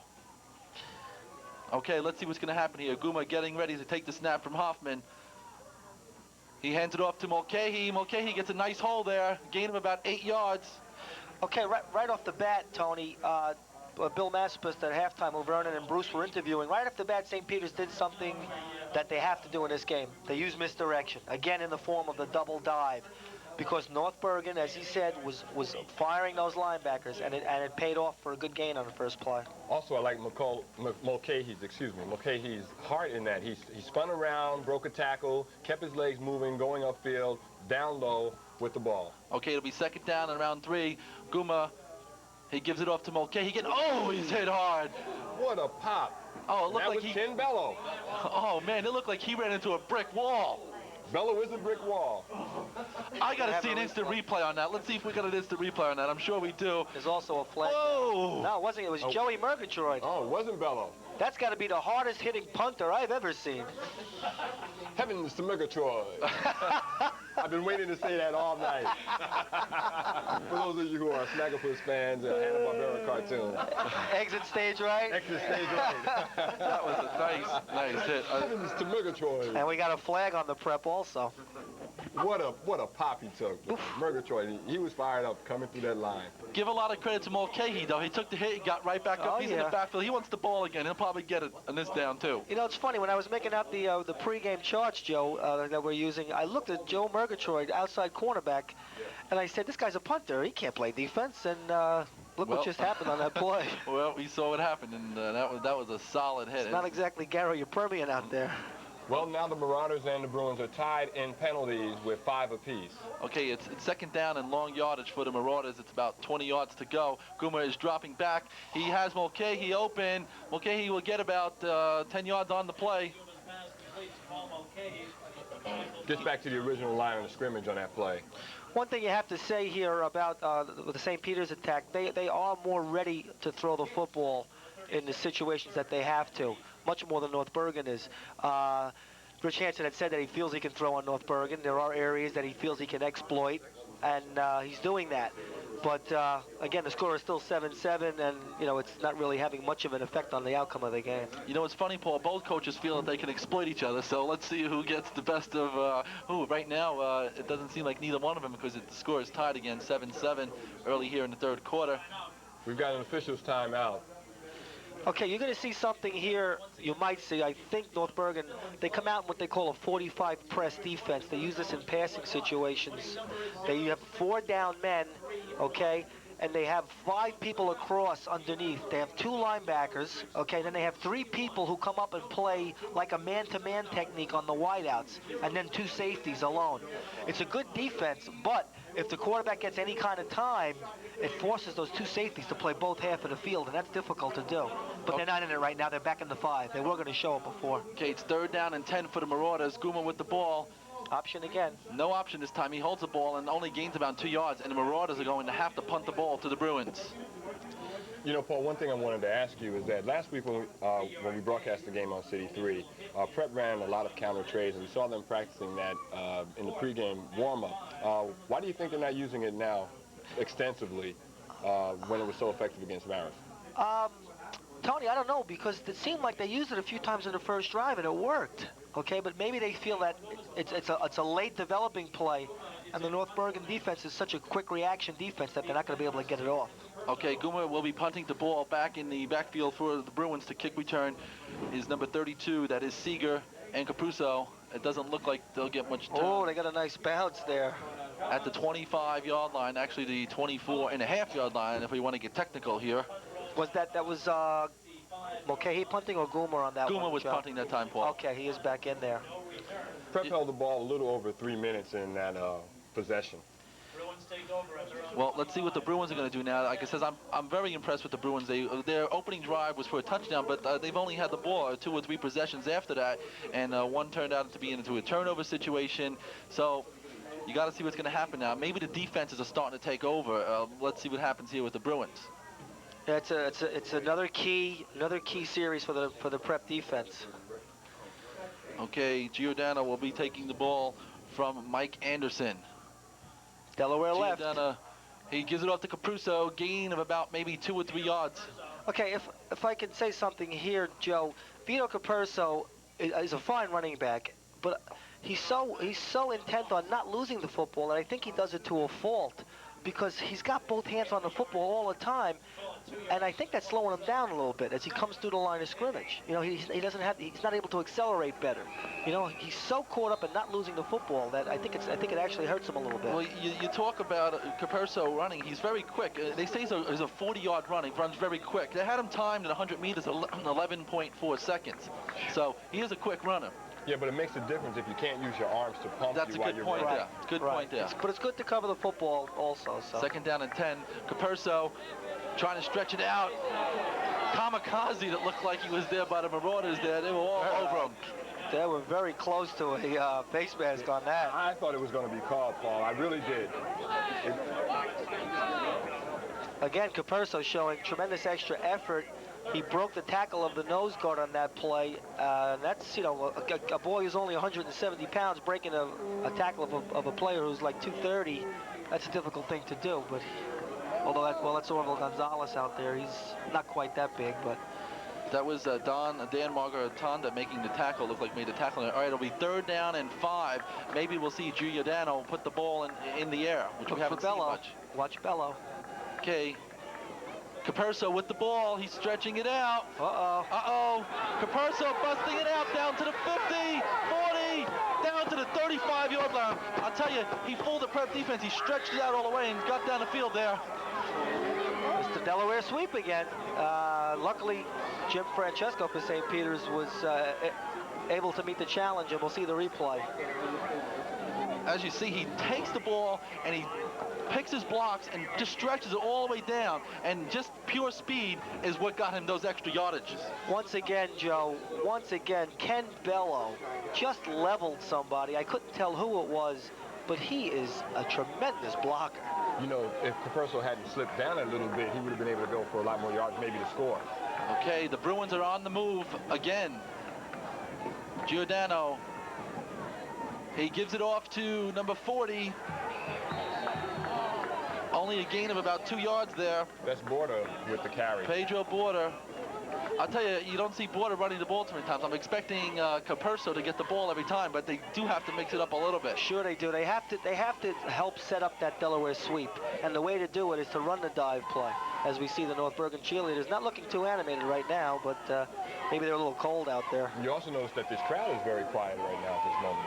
Well, at the beginning of the game, this booth was shaking, so let's keep them a little bit subdued until someone scores, and then we'll all put our seatbelts on. Okay, it'll be 2nd down and about 8 yards to go.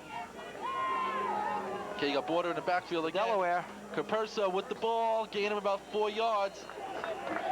Jamie St. Marie again. I'll tell you, the Prep corners are really playing good football. Jamie St. Marie, Timmy Hawks, they're making the big plays out on the corner. Otherwise, Vito Capurso might have run for a couple more touchdowns. Well, they were trying to see to it that he didn't get a break in the open field like he had the last play where he carried the ball. Okay, it'll be 3rd down and about 5 yards to go, maybe 6. Another key play. There's always a lot of key plays in them, and this definitely is one. So let's see what they do here. Let's see where Bello is, and that sometimes tips off where North Bergen's going to run. Okay, he's on that left tight end. Okay, Giordano ready to take the snap. They're going to do a pass play there. He throws it to Gonzalez, and he catches it. And it's a 1st down. John Gonzalez. Good fake, a good call by North Bergen, because they faked the Delaware sweep and then threw off it. John Gonzalez, it wasn't that good of a throw by Giordano, but John Gonzalez really gave up his body for that football. Okay, it'll be 1st down. The Bruins will continue their drive. 5:36 left here in the 3rd quarter. The score is 7-all. You know, the Bruins have at least 9 first downs unofficially, as I have it to St. Peter's 6. Okay, 1st and 10 here for Giordano and the Bruins. Single back now. They're pulling all type of different offensive schemes here today, Paul. Caperso with the ball. Maybe a gain of 2 or 3 at the most. That was number 54 for St. Peter's, bringing him down, Keith Butcher. That's a big first down play for St. Peter's. I think it's like one of the first times that North Bergen didn't get more than 3 yards on a first down play, as we see Rich Hansen on the sideline and showing outer cool. Inside, I don't know how he feels right now. He has to be concerned because I haven't seen anybody all season long move the ball on prep the way the Bruins are doing right now. Absolutely not. It'll be 2nd down and around 8 yards to go. Giordano. So there's a little movement. Let's say Caperso again. So maybe a gain of only maybe 1 or 2 at the most. Good job by Chris Martin, who is normally a backup defensive end for St. Peter's, and he made that play. Well, I'll tell you, the last 2 running plays that the Bruins have done, they have had Brian Coyle in motion to maybe obviously upset. What do you think he's trying to do with Coyle in motion, Paul? He may be making St. Peter's think option, think reverse, because they do those type of things, and it freezes the linebackers a little bit, gives the defense something else to look at. Okay, it's going to be 3rd down and around 6 yards to go, I believe. And Tony, these are the plays that North Bergen has been converting. These 3rd and 6s, 3rd and 7s. That's key. They've been doing a great job at these conversions. Okay, 3rd down and 6. Look for Giordano to put the ball up in the air again. Yeah, he's got fake Delaware left. He throws it. Seeger was there, but it's interest for the Marauders. It'll be a touchback. Marauder ball at the 20-yard line. They'll take over. I'll tell you, I don't know what it is. Maybe it's because he's playing. Francesco with the interception. Maybe it's because he's playing against his hometown fellas, but Jimmy Francesco is playing one heck of a football game, and he is a real gamer. He's been good all year long, and he's not that big. I mean, you're going to see a replay on it. Okay, you take a look there, Giordano, he has the time. I don't think he should have thrown his ball, though, because the man was double covered, as you can see there. The other guy was there, and Seeger didn't have the best position on it, and Francesco did make the interception. Good pressure by Keith Booker, too. He had hands right in Giordano's face. Okay. That prevented him from seeing the field clearly. It'll be 1st and 10, Marauders on their own 20-yard line. That was a key interception, because you don't see the Bruins turn the ball over too many times in the season. Okay, he hands it off to Mulcahy Guma, and it's a gain of about 3 yards. Okay, Joe and Tony, I don't see Ted Schroeder out on the field, and I didn't see him out there on defense. He may have re-injured himself, because Timmy Hawks is in a fullback. That's a good point, Paul. And if he's out of the game, St. Peter's is in trouble. They certainly are. Mulcahy can't do it alone. No, not in the eye offense. You need that lead block and plus on defense, although Chris Martin did a good job last series. But here comes Ted now. Well, he was in the game, but where was he? He wasn't a fullback. Okay, let's see. I don't know. Number 30 in motion, Hawks. Option right. That was off to Schroeder. But it went dive, yeah. Gained for about 6 yards there. No, not that, even about 4 yards there. That was Dello, Joe. Dello, okay. Jason Dello. I'm having a hard time looking through these windows here. Yeah, there's a lot of glare, and the North Bergen fans are up on their feet. It's making things difficult. Okay, it is going to be 3rd down there. 3rd down and about 4 yards. It just seemed like they had a 1st down. Now they're back to 3rd down already. They're not doing anything, and the Bruin defense is playing superbly. This situation is similar to North Bergen. They get 3rd and 4s, 3rd and 5s, and but North Bergen seems to be converting them right now a little bit better. So far, Guma is 3 out of 5 for only 22 yards, which is surprising since he's had last 3 games 100-yard passing games. Let's see what he does in this play. It looks like it might be a passing down situation. It's 3rd down and around 5 yards to go, and Guma, he's going to dump it off to Mulcahy. Mulcahy to the 30. It's going to be close. I think he's a little short, though. That was a great effort by John Gonzalez. He didn't go for Mulcahy's juke inside. I think Gonzalez might have hurt himself on that play. He's holding that shoulder down, Tony. We've seen that play about 3 or 4 times so far with Mulcahy coming out of the backfield and dumping off this small screen. And it appears that it is going to be 4th down, so the Bruins will get the ball back. Gonzalez is coming out of the game. Yeah, he might have. He could possibly have dislocated his shoulder, or separated it, because he's hanging that shoulder down. Okay, but you see what happens here now. North Bergen gains field position just on the exchange. Okay, Kuma will be punting the ball for the Marauders. Good snap. Caperso and Seager, almost a block good there. Effort. A lot Nice of pressure punt, there. Kuma. A little short though. They get a nice bounce. Good height. But the Bruins will still have the ball at the 46-yard line of their own, but excellent field position for the Bruins. So on the exchange, you see a pickup of like 22 yards just on the two exchanges. Well, there's just 1:48 left here in the third quarter. The score is 7-7 with this National Conference game, and the winner of this game, in all likelihood, will be the crown winner of the Hudson County Interscholastic Athletic Association National Conference. 7-7 as we take a look at the score and the fans in the background. And I'll tell you, this place is jam-packed. You even got a group of fans over in the far stands near the baseball field on the opposite side of the field. Yep. Okay, Giordano ready to take the snap from Mike Anderson. Watch Caperso. He gives it off to Caperso. Caperso stopped. Keith Booker. No gain. He might have been -1 on that one, Paul. I hate to say it, I hate to sound like a broken record, but Ken Bello is killing people out there. I mean, every time I look at his direction, I see people flying.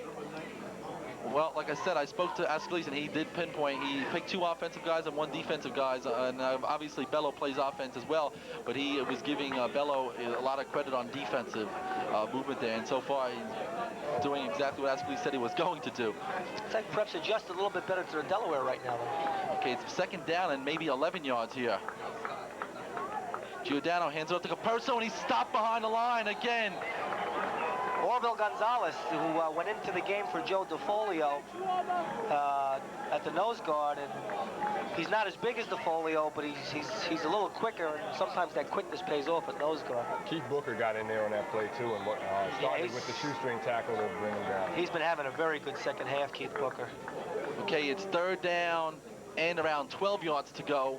And the third quarter is dwindling down, and we may not even get this play off. This quarter has gone extremely fast as both teams are just content on running the ball. I don't think we're going to get this play off. There's just 4 seconds left. left. Bergen might be taking a timeout. Yes, they are. There's some confusion out there. It's third down and 12, and I know one thing that North Bergen hasn't done tonight, really, that they said they do, is throw to Caperso out of the backfield, and we haven't seen that yet, so you may see it now. Well, I think Bergen is in an obvious passing situation. I shouldn't say obvious, but in all likelihood, it's going to be third down and 12 yards to go. Have excellent yardage. They started off on the 45, and they really haven't moved the ball since then. You know, Prep has stopped them from negative yardage the last 2 times they've had the ball. So we're just going to have to see what Giordano can do. A lot of people say, you know, last week he threw for, I believe it was 125 yards against Paramus. However, he's up against a much stronger team with the Marauders. Well, I know one thing he's not going to do, Tony. He's not going to throw in Jimmy Francesco's area. Oh, definitely. Not anymore. Not with that great catch that he made down in the end zone. Okay, as you can see the score there, it's 7-7, third quarter. Just a few seconds left here at Cochrane Field. It's a hard-hit, hard-fought game so far. They are struggling and battling in the trenches. Although, if they can get Bello isolated on any one of those Prep defensive backs, he's got like a 4 or 5 inch difference in height. So that could be something to see here too. As we take a look at the Marauder sideline there, they have to be concerned. They're still optimistic, but now get back to some serious notes with Giordano with a situation of 3rd and 12, and he's dropping back. Giordano. He's got time. Oh. He threw the pass. Number 22 had slipped down. That was Tim Seeger, brother of the running back, Seeger. He threw behind Tim Seeger there. Yes, Tim he sure did. Couldn't turn around and readjust, and that's when he slipped, because he was trying to adjust to catch that pass. Thus far, I'm sorry, Tony, go ahead. I was just going to say, give credit to St. Peter's line for forcing Giordano to get that pass off early. Good pressure. Now, we haven't seen Murgatroyd get that kickoff, that punt off like we know he can. and they've had 3 turnovers this year on punts, and a lot of that has to do with hang time. You know, that ball hangs up and you get coverage, and that's where fumbles occur.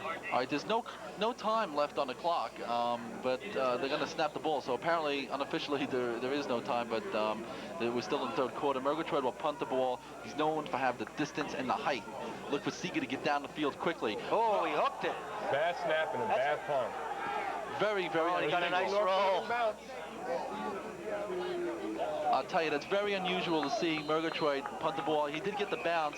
There wasn't that much pressure on him, but I don't know how the wind is down there, but something obviously is affecting his punting ability tonight. Well, maybe, Joe, the fact that he's a good cornerback, maybe he said, I don't want to punt anymore. I want to hit people. He got a bad snap. He couldn't catch the ball cleanly and set himself up to get that punt off, and I think he had to rush the punt because of that. That was part of it. Okay, now it is the end of the third quarter. With the fourth quarter approaching, it is 7-7, and we're going down to the final quarter, and this game may come down to a field goal. And guys, we all know what's going to happen. You got to go with the Bruins if it's going to come down to a field goal. They got Border, who's capable of kicking a 50-yard field goal. Well, we still have 12 minutes left, but Paul said something earlier about this possibly being a draw, you know, in terms of the game. You know, we may go into overtime here. Possible. As a possibility. And this game could end in a tie. I doubt it, but it could. Yeah, well, we talked about ties on Sports Fans on Jersey City Cable, and I don't like the idea of them having the ball at the 10-yard line. They were talking about putting the ball on the 10-yard line, and whatever team progresses the furthest gets the win. Well, they do that in the state tournament. Yeah, well, they were talking about doing it in Hudson County, and I don't agree with it at all. Nah, I don't either, but maybe an overtime period is a good idea. Yeah, maybe a similar type like into the NFL, but not the way they want to do it with the 10-yard line, because it just doesn't make sense. Okay, Joe, we were just handed another significant stat. Vito Caperso has 22 carries for 112 yards, 8 for 42 in that quarter, so he's really doing some job for North Bergen. Okay, it's 1st and 10 for the Marauders. Guma, there's some movement on the ball. I believe it was North Bergen moved a little bit prematurely. Okay, that'll be a 5-yard penalty. It'll be 1st and 5 for the Marauders. Well, it looks like Prep is going on more longer counts now, and it's caught North Bergen 2 or 3 times. Okay, that's number 6 for North Bergen in terms of penalties. Prep has 5. Okay, it'll be 1st and 5 for the Marauders at the, let's see here, they're at the 30-yard line, 25-yard, 27-yard line, let's say. Okay, that ball was handed off. Oh, there's a flag in the hold area again. It's going to go against St. Peter. Trying to see who they handed that ball off with to. That was Schroeder? Yeah, I believe that was Schroeder they gave the ball off to. Okay, there's a penalty. Another major penalty against St. Peter's. I'll tell you, it's very surprising to see these teams have so many penalties. You don't see that many penalties with these 2 quality teams. That's 12 penalties for the game for both teams, 6 and 6 apiece. Well, you know, sometimes in a big game, sometimes the officials call it a little bit tighter than they normally would. And, I mean, you know, I haven't seen a game this year with this many penalties. And these are two of the best teams in the county. Well, like I said, it's a defensive game, obviously, and whoever's going to make the key play is going to win this game.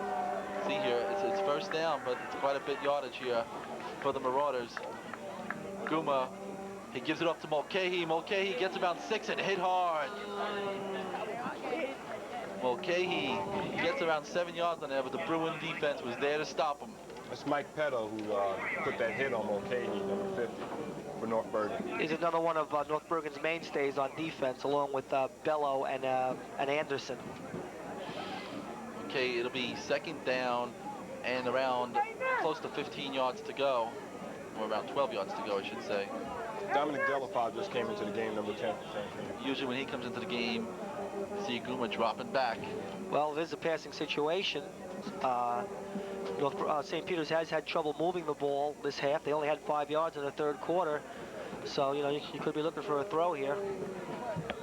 Well, like I said, we've seen Guma last week complete a crucial play. It was 4th and 17 against Marist. They were trailing 14-13.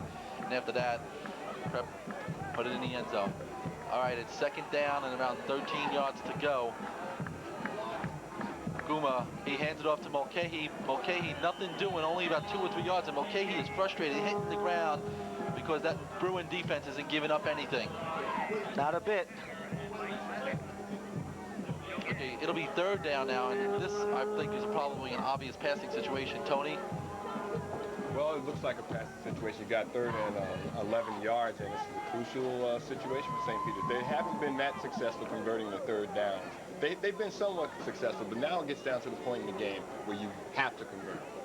They don't have a first down in this half either. Okay, well, it seems like the first half was more or less the offensive lines controlling the game. In the second half, it seems more or less the defense has taken over. Well, you know what happens at halftime a lot of times, Joe? Teams make adjustments in the locker room, and a lot of times the adjustments favor the defense. Okay, the offense comes out and tries to run something different and doesn't execute it quite as well, and resulting in better defensive play. Okay, let's see what's going to happen here. It's 3rd down and about 12 yards to go. Well, Prep's in a definite passing formation, that's for sure. That's definitely for sure. Let's see, Guma dropping back. Big blitz coming up. Oh, screen. Tim Hawks with the ball. Hawks busting. Close to a first down, but he'll be short. Goomer is down on the ground after being hit by Bello, but now he's getting up. That was Irving Gomez who chased Goomer. I don't see how that can be close to a first down. Well, like I said, those referees, they're the ones that make the final determination on where that ball is marked. Good call by Prep. They went to their double slot passing formation, which they usually sprint out out of, and they ran like a quick screen off it, which is something that North Bergen probably wasn't expecting. There's a Prep player down on the field. We're trying to find out who it is, but we can't see because we're obscured by the attendants who are working on it. I think is it a Prep player, Tony? Yeah, it does look like a prep player. And well, as soon as we find out who it is, we'll try and get that information for you. Statistics on Guma right now: he's 5 for 7, 35 yards, 2 interceptions, which is a very, very key point in the game for Guma.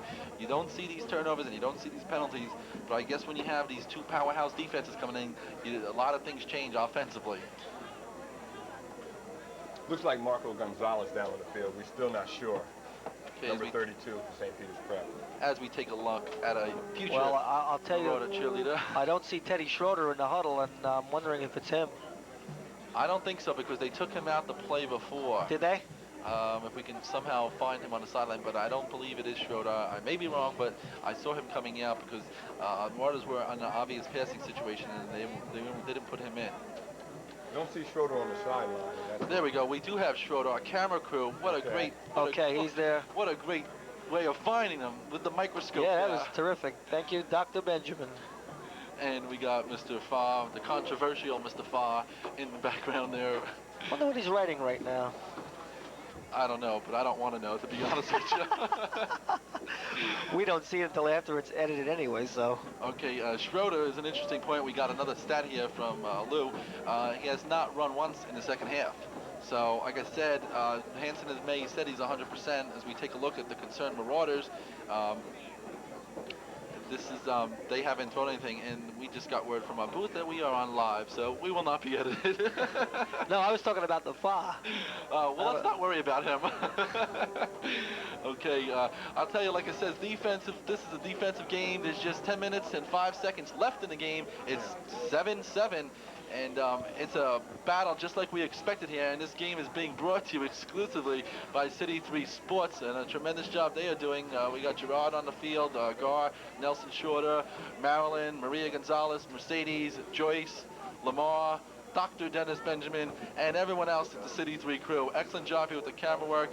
And like I said, this injury, hopefully it's not the major player, or even if it isn't a major player, we do not like to see anybody get injured. We've seen some bad misfortunes. We televised the game several weeks ago when we saw Sullivan from Bayonne, who was injured at quarterback, and it eventually led to some problems for Bayonne. And next week, let's talk about some games for next week, guys. We have 2 key games coming up as far as St. Peter's. They're going to be playing Memorial, which is Memorial is coming off a couple of wins, aren't they? 3 straight. 3 straight. So you can't take anything for granted. And meanwhile, you got North Bergen. They'll be traveling to Bayonne, and Bayonne is looking to regroup after coming off 2 losses in a row. That's right. And City 3 Sports next week is doing a Jersey City College football extravaganza featuring Jersey City State versus St. Peter's College. That'll be the right Boulevard here. Bowl. That'll be right here on City 3 TV Sports. And we're going to be at the Tidelands. The first time this year, City 3 crew will be traveling to the Tidelands to give you this game. Let's hope it's not that cold out where like it is tonight, where you know, a lot of people are bundled up. But hopefully we get a lot of fans out there to come out and support the colleges there, because St. Peter's, they're regrouping this year, and they got a lot of work ahead of them, and also Jersey City State. But both teams do show a lot of promise in the future. This looks like a possible serious injury. Perhaps we could see that play again to find out exactly what happened. They sent both teams to the sidelines, and both the North Bergen and St. Peter's prep crews are out there working on Gonzalez. Well, you said that you had said that there was a 2 out there in that number, and the only other guy I know that has a 2 in the starting unit for prep is center Bill Hoffman. Now I'm looking for him on the sideline, and it could be him. Let's send the microscope down and see if we can find Mr. Hoffman on the sideline. And if it is Bill Hoffman, St. Peter's has a problem because he's the fellow who snaps the ball. And, you know, Tony Goomer, that's going to change. That's going to make his timing very difficult. Okay, well, this injury's still going on. We're going to take a commercial break, and when we come back, hopefully we'll have the player for you who is injured and, of course, the injury report on him. We'll be back after this break. It's cold out, and that means some people are having a problem paying their heating bills. If you're one of them, we can help. Our Home Energy Assistance Program helps eligible folks pay their energy bills. If you're interested, call this toll-free number and see if you qualify. It won't cost anything, and it might keep you warmer. A message from the New Jersey Department of Human Services, Public Service, Electric and Gas, and this station. Working in Latin America isn't everyone's idea of how to spend their retirement. But not everyone's like Peace Corps volunteer Virginia White. Her lifetime of experience has given new life to this community. Water to once arid fields, produce where crops never grew before.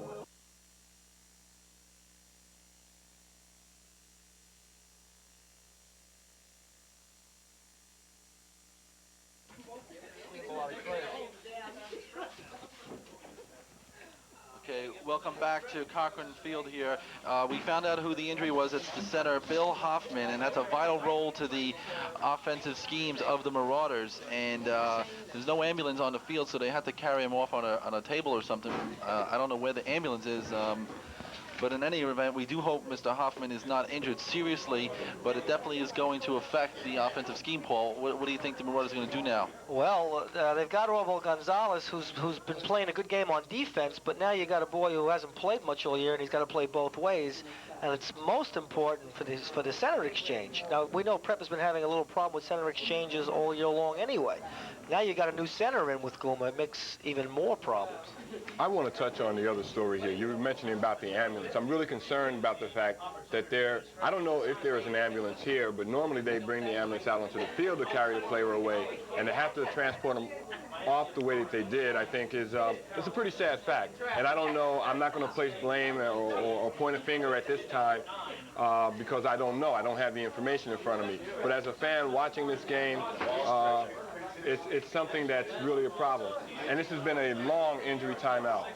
Normally, they do have an ambulance on staff. As we take a look at the score, it's 7-7 with 10 minutes and 5 seconds left in the game. It's a defensive battle on City 3 Sports. Okay, we won't have to worry about seeing the Marauders offensive right now because they're going to be punting the ball to the Bruins. The Bruins just held them, so North Bergen will be getting the ball back. And like I said, there's only 10 minutes left in the game, so pretty soon it's going to be coming down to time where just getting in field goal position. I keep hating to say that, but I have a feeling that they're going to have Porter kick this 50-yard field goal or something. Well, I'll tell you, one thing that St. Peter's would be very wise in doing right now, there's been a long break, okay? Teams are out of sync. Come out with this punt and try and go on a long count. you might catch North Bergen jumping.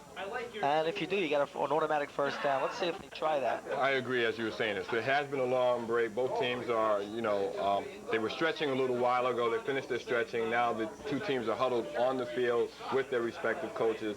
Coach Hansen has to be concerned, as we pointed out earlier, about having to substitute another center who is not as experienced as Bill Hoffman. Well, we will see once the Marauders get on their offensive ways.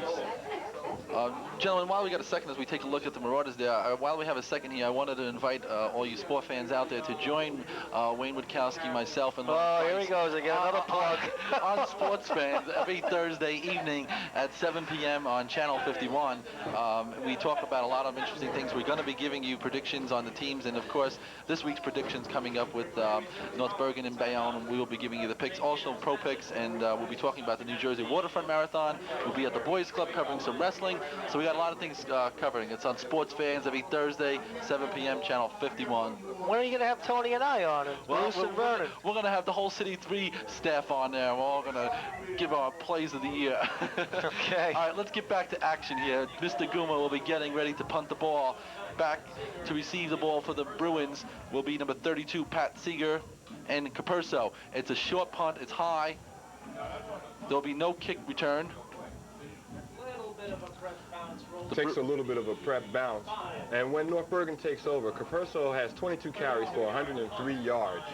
So he's had a stellar game, but we can't overlook the play on defense of Ken Bello. We've been calling his number and talking about him throughout this entire game, especially for his defensive contributions and his blocks off the line of scrimmage offensively. Also, for St. Peter's, let's not forget Keith Booker, Danny Granda, and Timmy Hawks, and Jimmy Francesco and Jamie St. Marie have all been playing good games out there, too. All right, let's see what the Bruins are going to do here. Giordano taking the snap. Okay, he hands it off to Capurso, a gain of about 4 yards. We got a statistic here on the Gumas punts. He had 3 of them so far for 98 yards, a 32-point average, 32-yard average, I should say, and that's not bad. I think he's winning that battle tonight. He was an underdog in that battle, and I think he's ahead. Well, that's what underdogs are all about. They always come out and win in every rank. Sam Alahadi just came into the game for North Bergen. Okay, it's second down and around 7 yards to go for the Bruins. They are at their own 38-yard line, 35-yard line. Okay, let's see with the ball there. That's Border with the ball. Gain of about 4 yards. Close to a first down, though.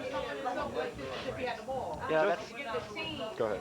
That's the play they haven't run much, the straight dive to Border, and that time it caught St. Peter's off guard. Jamie St. Marie and Chris Johnson had a little exchange out there in the backfield right after the end of that play. It didn't look like anything, but there's a lot of emotion between these two teams, especially with Hoffman being hurt. You wonder how it's going to affect the St. Peter's Prep Marauders. Well, as soon as we find out about Mr. Hoffman and the injury, we'll advise you immediately. Okay, it's third down and short yardage for the Bruins. Third down and 1. Let's see what Giordano's going to do. It's a quarterback keeper, and it's a first down. First down for the Bruins. The drive continues. There's 7 minutes and 49 seconds left in the game, and the score is 7-7. Just got this information in from our Crack City team staff. Bill Hoffman, possible broken right leg. Jeez, that's terrible. You never want to see that happen to such a young athlete. Okay, it'll be first down and 10 yards for the Bruins, who are starting to march down the field. Prep put Joe DeFolio back in because North Bergen's starting to exploit that inside now, get a little bit more size into the game. Okay, Giordano ready to take the snap. He gives it off to Border, I believe it is. No gain, though. The Prep defense stood him up. Kenny Ferranti, a boy who's been playing very big for St. Peter's this year. Going into the preseason, he was obviously overshadowed by Granda, who's, possibly an all-state prospect. But this boy has done a great job since day one. Kenny Ferranti, a definite overachiever for St. Peter's. Well, I'll tell you talk about the St. Peter defense. You can't talk enough about them. You got Booker, you got Presco, you got Schroeder playing up on the defense, McMullen. But the Bruins are moving the ball. Let's see, it's second down here. Capurso with the ball. Delaware sweep. He got about 5, maybe a little bit more than that. There'll be about 4 yards to go. Dan Grunder with the takedown. They've tried at Delaware quite a few times, Paul, so far. That's their bread and butter, and they run it, and they keep running it behind Ken Bello, and two good pulling guards in Jimmy Cochrane and Ken Porras, and it's a big play for them. Okay, it's going to be 3rd down and 5 yards. Tony, what do you think that the Bruins are going to do right now? They're going to keep going on the ground and just try to bounce the ball out. Although, you know, there is the possibility, because since they've been successful converting 3rd downs, that Giordano may put it up. Okay, it's 3rd down and 5 yards to go. Giordano, he hands it off to Capurso, and it's going to be close. I think he's a little short. Okay, now here's a key call. North Bergen really isn't in 4-down ground here. Now, it's a key call because, I mean, if they punt, they can really hem St. Peter's in. If they go for it, they get a 1st down and the drive continues. Well, the question is, if they do battle to a tie, who does it affect more? Does it affect North Bergen more, or does it affect St. Peter's as far as state tournament is concerned? Well, it definitely affects St. Peter's more because North Bergen doesn't have any losses, and a tie you get no points for. Okay, it's 4th down and short yardage to go, and the Bruins are going for it on the 45-yard line. Look for them to go on a quick count here, Joe. They need to get, and there they it do. is. Capurso, he's got the 1st down. 1st and 10 for the Bruins. They continue their drive. There's only 5:23 left in the game. The score is 7-7. You know, North Bergen needs to get down to about the 25-yard line to be in field goal range. Although Borda is able to kick the long field goal, you know, they want to be safe in an area where they can control the ball. And we got 5:23 unofficially left in this game. His range is about 45, but I wouldn't be surprised if Vinny Ascalese tried a 50-yarder if he had to. Anything to win, because that's what this is all about. You know, I mean, you know, the game is important, but of course winning is also important. 1st and 10. There was some movement on the line there. Capurso with the ball. He's holding on to it tight. Timmy Hawks again on the corner, coming up big there for St. Peter's. And a good job by the defensive tackle on the prep right side, Keith Booker, in making Capurso bounce out. Okay, that was a gain of maybe a yard at the most, or 2. Actually, I don't think there was any gain on it. It'll be 2nd down. Now looking at the markers, Joe, the ball marker is right even with the down marker, so it was probably no gain. Okay, it's 2nd down and 10 yards to go for the Bruins. The clock is dwindling down. 4:27 left in the game. Bruins at the Marauder 44-yard line, I should say. And we're getting to that area of the game. Giordano, Delaware he fakes fake. it. He hits it. Oh! It's dropped.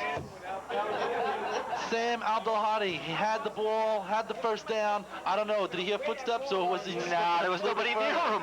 He just took his eye off the ball, plain and simple. Absolutely. He knew he had it and just took his eye off the ball for a split second and didn't have it. Not only that, Joe, but, you know, they haven't been throwing the football, okay? And, you know, the receivers aren't really used to looking for the football right now at this point. So they're going to be a little cold, and... I agree with that. It's cold outside.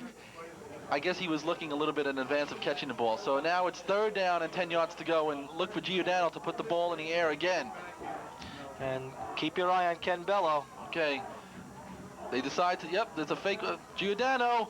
Oh, another drop pass by number 90. That was Ken Bello. Paul, you picked him out. And another drop pass. 2 key drop passes here late in the game. Yes, but let's give credit to Kenny Ferranti. I don't know if he got a hand on that play, but he got a hand up in Kenny Bello's face and made that a difficult catch. Let's not let Mr. Bello take all the blame for that. Well, we're getting into the area of the game, gentlemen, where we're going to have to pick our most valuable players of the game from both sides.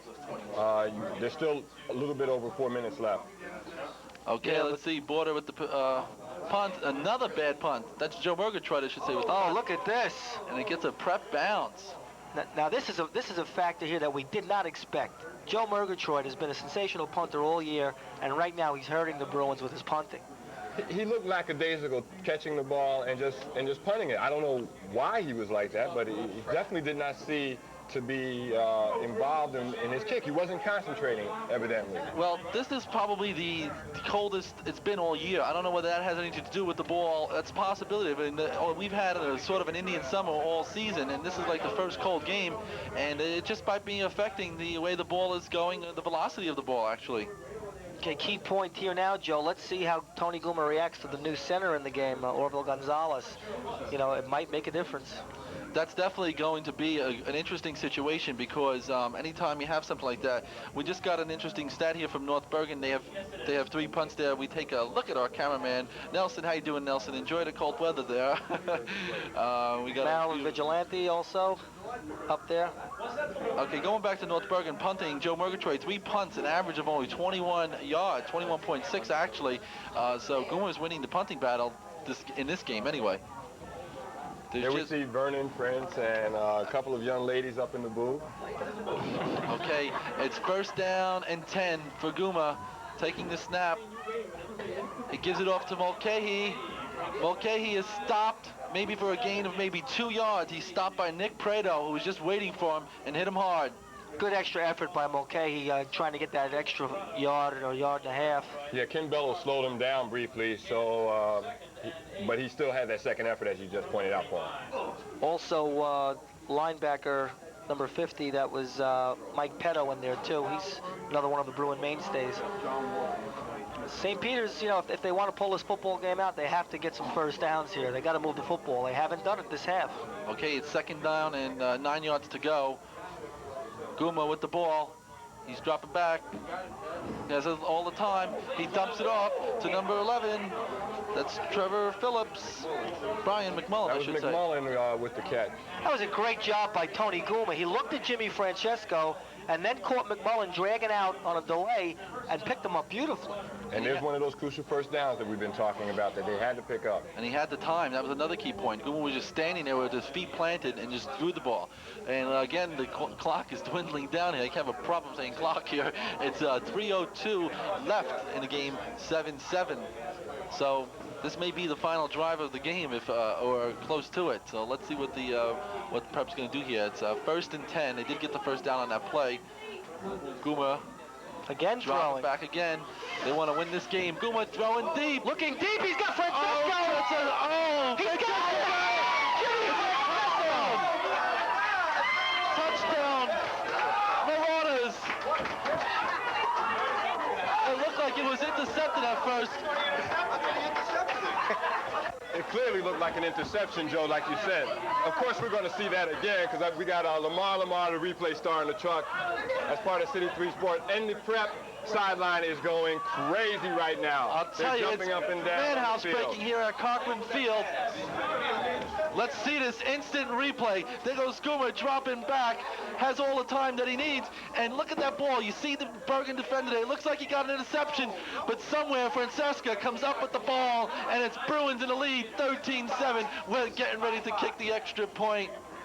Joe, Pat Seiger had what looked like good position on that play. I'll tell you, I thought it was didn't intercepted. Catch the ball. That was a 55-yard touchdown play there. As we look at Coach Rich Hansen marching down the sideline. I'll tell you, Guma put the ball where it had to be. Let's give a lot of credit. It was definitely right on target. Yeah, very good pass. Now, Joe, this is where, first of all, the extra point comes in, okay? And also, North Bergen's passing game that they've been using the last 2 weeks. They're going to probably have to go to it now. We're going to see if they can utilize it. As we take a look at Mr. Hansen, he must be ecstatic as his team is leading because not too many points have been scored so far in this game. There's just 2:53 left, 13-7. Prep will be trying the extra point. Tony. If this holds up as a victory for St. Peter's, it'll be the second week in a row that St. Peter's will pull a victory out in the late minutes of this ball. You know, Joe, I just saw the tee come off the field. I'm wondering if St. Peter's is going to go for 2 here. Well, I don't know. I don't think they should go for 2. I definitely think they should go for the 1 point and 7 points. That's the most realistic thing to do. Yeah, because an extra point, beats them. But maybe they feel that if they get the 8-point lead, they force North Bergen to go for a tie. Coach Hansen did the same thing last week when they scored a touchdown late in the game against Marist and went for the 2-point conversion instead of going for the... Interesting call here. Controversial is the key there, Paul. 2-point conversion here for the Marauders. Let's see what they do. Guma fakes it. He's got it. Mullen touchdown. He's got it. 2 points. It'll be 15-7. I don't know. We can second guess Coach Hanson all we want, but the play worked. I don't know who called that play. Rich Hansen may have called it. You know, Bruce Nascimento has some say on the calls, but that was a terrific call because you know they run that 26B on the goal line almost exclusively, and they faked it. And Brian McMullen, another player who was unheralded before the season, has come up big. That was a fine catch. That ball was underthrown. Last week it was Hawks. This week Mullen caught this pass, and unbelievable. What happens now, Joe, is that North Bergen, unless they really explode, can only get a tie. They still have the time left to do that. Yes, they do. They still have the time. There's plenty of time left on the clock, and the way North Bergen's been able to march down the field, they should be able to come back here. What a tremendous turnaround here in the game. Tony Guma connecting to Francesca, and that ball was for the size of this game. That was for like 60 plus yards. Okay, let's get back to the action here. 15-7, fourth quarter. City 3 Sports is bringing this game to you exclusively. Joe Wisniewski in a booth with Paul Giorgio and Tony Powell. Guma getting ready to kick off the ball. He kicks it high and deep. It'll be Capruso trying to return Might it. go out of bounds. It is out of bounds. It's out of bounds. Good job by Vito Capurso. Made a good decision there, letting that ball go out of bounds. I'll tell you, North Bergen is in trouble now. There's just, like I said, 2:53 left. They got to do something. They're normally a run-oriented team. Giordano's going to be under a lot of pressure now. North Bergen, they got their work cut out for them. Big guts call, though, but you have to, I mean, we second guess all the time. Of course, that's part of our job, but tremendous gutsy call by the St. Peter's staff. And you got to give them credit. They pulled it off. Well, I'll tell you, that two-point conversion, I wouldn't have went with it, but you never second-guess it. It was successful, so we'll give our cheers to Mr. Hansen. You know, you always hold something in your bag that you haven't used during the year. And that was the play, and it was used at the right time. Well, also, Prep has had some problems with extra points, so maybe that was another reason why they decided to go for the two-point conversion as opposed to kicking. All right, Guma's going to re-kick the ball now. You got Capurso and Seeger back deep for the Bruins to receive. Okay, there's just 2:53 left in the game.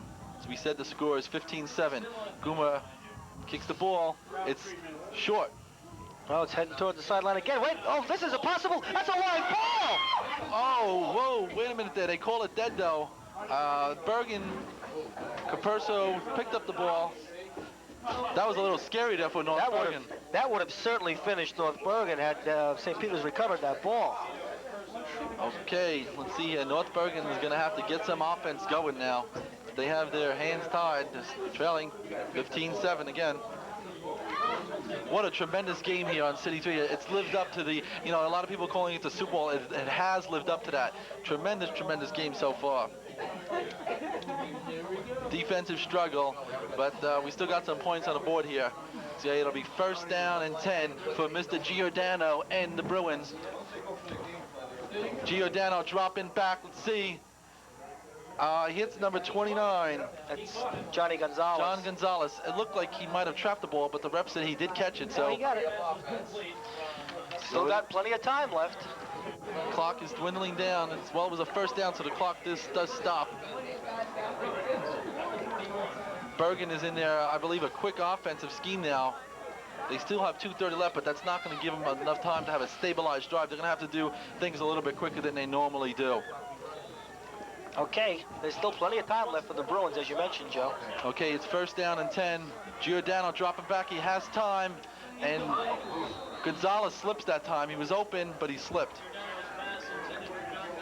So it'll be second down and 10. I'll tell you, Giordano's yelling at Gonzalez, and I don't really think it's Gonzalez's fault. He ran the route. The pass seemed to be short. He slipped.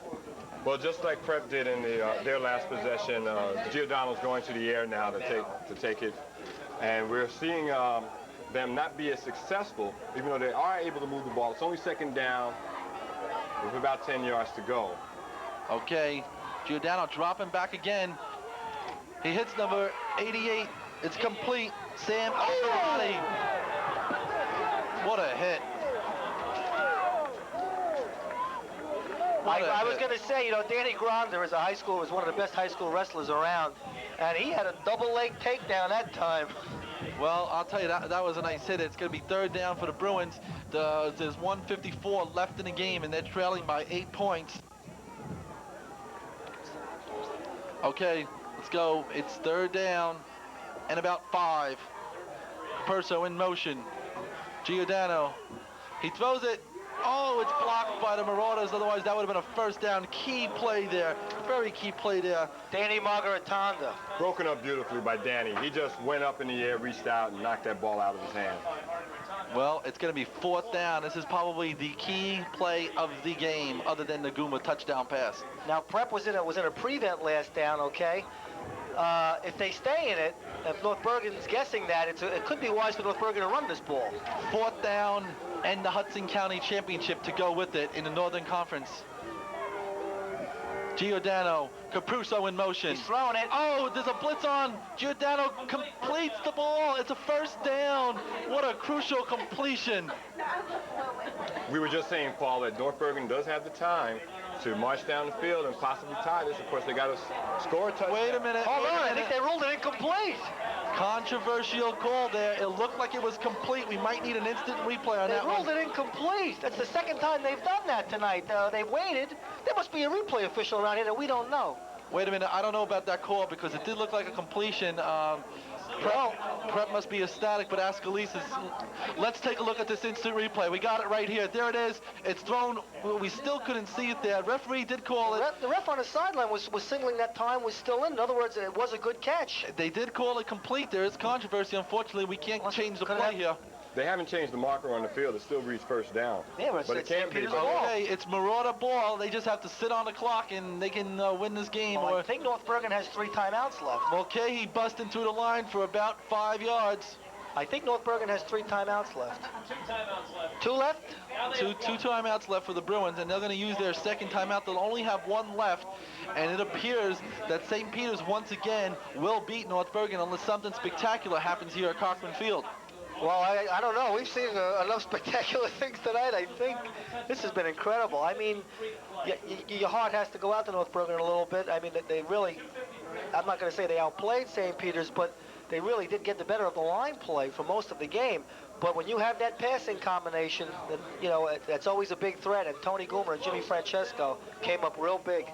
Well, I'll tell you, North Bergen has to be disappointed. That play that just happened previously was questionable. It was on the North Bergen sideline, so they don't seem to be too upset. They had a better view of it than we did, so maybe it was an incomplete pass. If it wasn't, that was probably one of the keys to the game. Who knows? But like I said, there's only 1 timeout left for the Bruins. Basically, all Prep has to do is hold the ball, they don't even need a first down, and they're going to win this game. Well, right now, Jimmy Haig is looking like a genius because he picked 16-7, and it's not Canadian football, otherwise he could get a 1-pointer. But, you got to give Jim a lot of credit. He made a good pick on this game. Okay, it's 2nd down and around 4 yards to go for the Marauders. It is line movement by the Bruins. It'll be a first down for the Marauders there. That's just a little bit of over-anxiousness on the part of North Bergen. St. Peter's was able to draw them offside.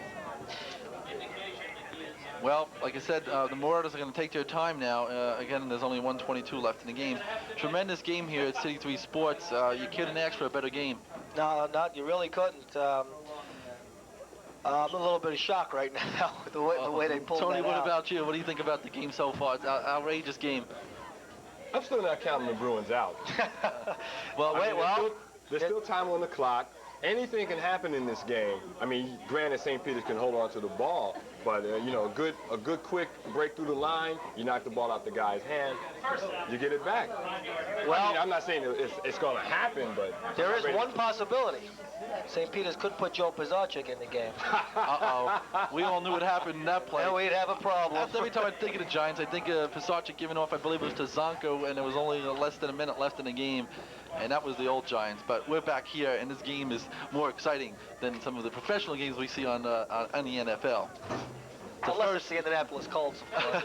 All right, it's a first down, and basically all the Marauders have to do is sit on the ball, and they will win this game.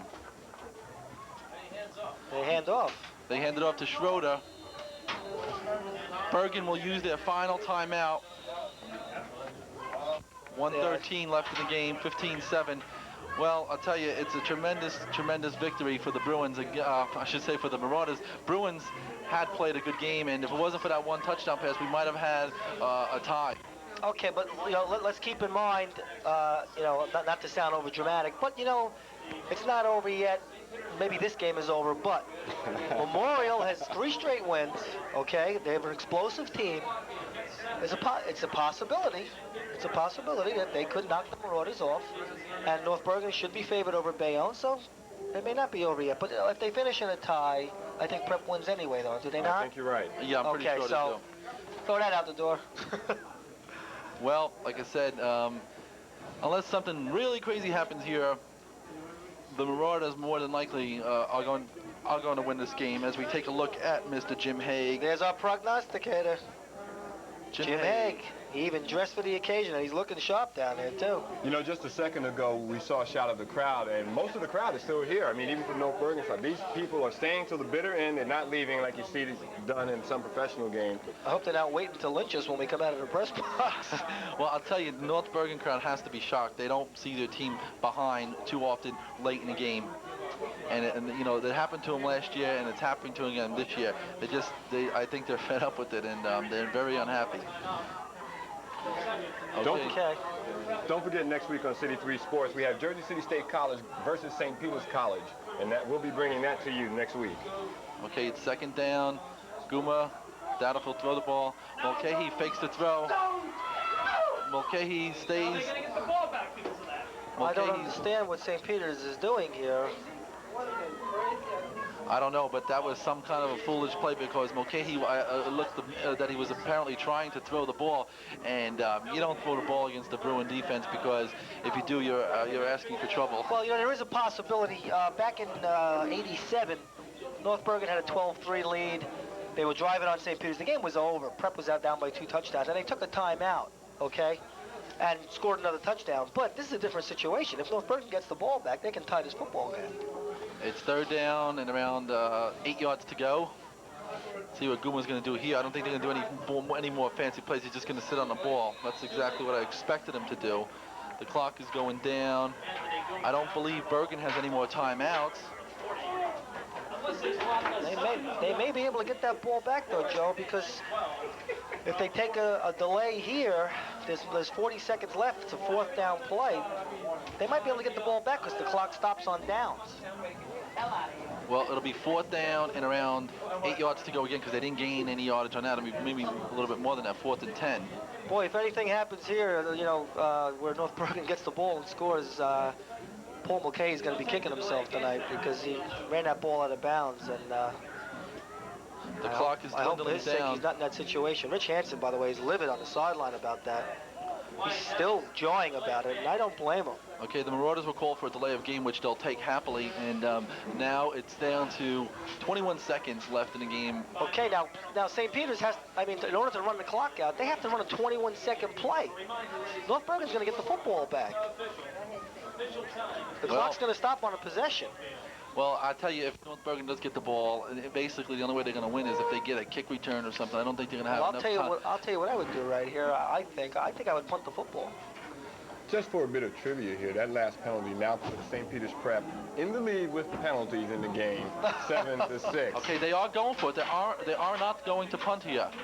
Guma hands off to Schroeder. Schroeder going out of bounds. Schroeder out of bounds at the 45-yard line. So the Bruins do have some hope left, not much. 14 seconds left in the game. I just saw Rich Hansen put both hands over his head, and I know Rich a long time. He's an excitable guy, and I don't blame him. I'd be very ticked off if I were on that sideline right now. I'd be going crazy. I have to say that St. Peter's does not handle this last possession very intelligently. Not at all. Okay, Giordano, he'll be throwing it deep. Giordano throws it up. It may be intercepted. Oh, it's caught. It's caught. Caperso, I believe, is the man who caught that ball, but there's no timeouts left. And the clock stops on a first down. So there's 6 seconds left in the game. I told you, North Bergen fans are still here. They're jumping up and down. They're getting happy. They think they smell possibility of a tie. Well, it happened last year in the sectional final, in the championship against Patterson Kennedy. Will it happen again? We'll see. Here's the play. Throwing it up. It's intercepted. The game is over. The Marauders win the game 15-7. What a tremendous game on hand here at City 3 Sports. Dominic Delafave. Tom Delafave, who made the big play last week, comes up with another big play, but St. Peter's put themselves in a situation that they should not have been in. And Mitch Hansen has got to be, even though he's won this game and he's ecstatic, he's got to be very upset right now. Again, the final score is St. Peter's 15, North Bergen 7. I'll tell you, that play, it did come down to the final play of the game. It went right down there. If Delafave didn't get that interception and something happened, Bergen was ready to catch that ball. What a tremendous game. It was a defensive game all the way. They both struggled stride for stride, and obviously the biggest play of the game was the Guma connection to Francesca. You got to give a lot of credit to the Bruins. That it's only their first loss of the season, and it's a very disappointing loss for them. They lost last year 10-0, and this year again they come up on a short end 15-7. Tony, what do you think? North Bergen, they didn't win this game. Where do they go from now? Well, where they go from now is just a matter of doing what they were doing. They played a good game. St. Peter's made some big plays when they had to. That touchdown was the key play. I mean, McMullen catching that pass, that 55-yard pass, and just scoring on that, it changed the complexion of this game. I'm sure that Coach Askeles is going to talk to his players, keep their heads up. They're still in pretty good position to qualify for the state playoffs, although now that position is somewhat, I don't even know the word. Well, it's a little bit out of position there. Well, North Bergen is still in good position to claim a state berth because even though, as we said, their schedule is not that strong, some of the teams that are behind them have played even smaller schedules. Right now, Passaic Tech is 7-0. They look like they're on their way. Hoboken is 6-0. We can't see them losing. North Bergen would be 6-1 right now, but Passaic is 5-1, and they play a very difficult schedule. So there's one team that might move in. Now, Lakeland, I don't think, plays a very big schedule, so North Bergen might be battling it out with Lakeland for that last spot, although we still don't know because it's still a ways to go yet. Kennedy is 4-2. North Bergen could have a letdown and lose to Bayonne next week. Anything could happen, but they're still in a situation. That's exactly right, Paul. You're saying let's not overlook next week because the Bruins have to go in and play a tough Bayonne B team, while on the other hand, the Marauders will be playing Memorial. And Memorial has won the last 3 games, and they did pull an upset over Bayonne. As we take a look at the Marauders, they have to be celebrating, winning 15-7 here. This probably will give them the National Conference title with this key victory over North Bergen. They did it 2 years in a row. Give them a tremendous amount of credit, and let's give a lot of credit to Guma. And we're going to be getting an interview in a little bit later in the show with Francesca, who was the recipient of the pass from Guma. And also Dan Granda and North Bergen. We're going to get Ken Bello, who played tremendously both on offensively and defensively. I can't say enough about this game. It was definitely the best game of the season that I've seen so far. Yeah, it probably was. It was just, it lived up to its expectations, that's for sure. One thing I'd like to mention, we talked about North Bergen in terms of the state tournament. St. Peter's in terms of the state tournament now goes to 7-1, and that's their cutoff date now. The Memorial game is not going to matter for the state tournament. It's your first 8 games, and they're sitting a lot better now. Okay. Okay, we're just about getting ready for an interview, so we're going to go down to the field. Guys, take it away. We're back down at Cochrane Field where the final score is St. Peter's 15 and North Bergen 7. We have the player on the side of North Bergen who played one hell of a game. That's Ken Bello. I know, Ken, you got to be very disheartened with tonight's loss. Tell us your thoughts. We played hard. We really beat them on the field. They got lucky one play. They got lucky on 2 plays. They picked up the fumble. Then that one bomb. That's all. That was it. Well, we beat them on. Good. We beat them on the field on the line of scrimmage. We drove on them. They never drove on us. They got lucky that one play. That's all. Well, looking at that one play up in the press box, we thought he had intercepted the pass. What kind of defensive scheme were you in on that play? I know we were in alignment, but I'm not sure what the secondary was in because that's too different. Okay. Well, as a lineman, you played one heck of a game. I mean, you made I don't know how many tackles. Did you know? I know one time you were pretty close to sacking Goomer. Did you ever get close enough to throw him for loss? Yeah, I sacked him once. Yeah. Caused an interception. Okay. Next week, you guys go to play Bayonne. Your thoughts on the Bayonne team? Well, I think they're a pretty good team. We got to beat them. We got to qualify for the states, and Our next destiny is the States and win the States, just like we did last year. Okay. Well, Ken, you played a fantastic game. Good luck to you and Bruins, to you and the Bruins for the rest of the season. Thanks. Thank you, Ken. We're going to go back up to the booth. Tony Powell, Joe Wisniewski, and Paul Giorgio. Thank you, Vern, for that interview. Obviously, Ken Bello a little bit upset and, saying Prep got lucky on it. I don't think it was luck, it was skill.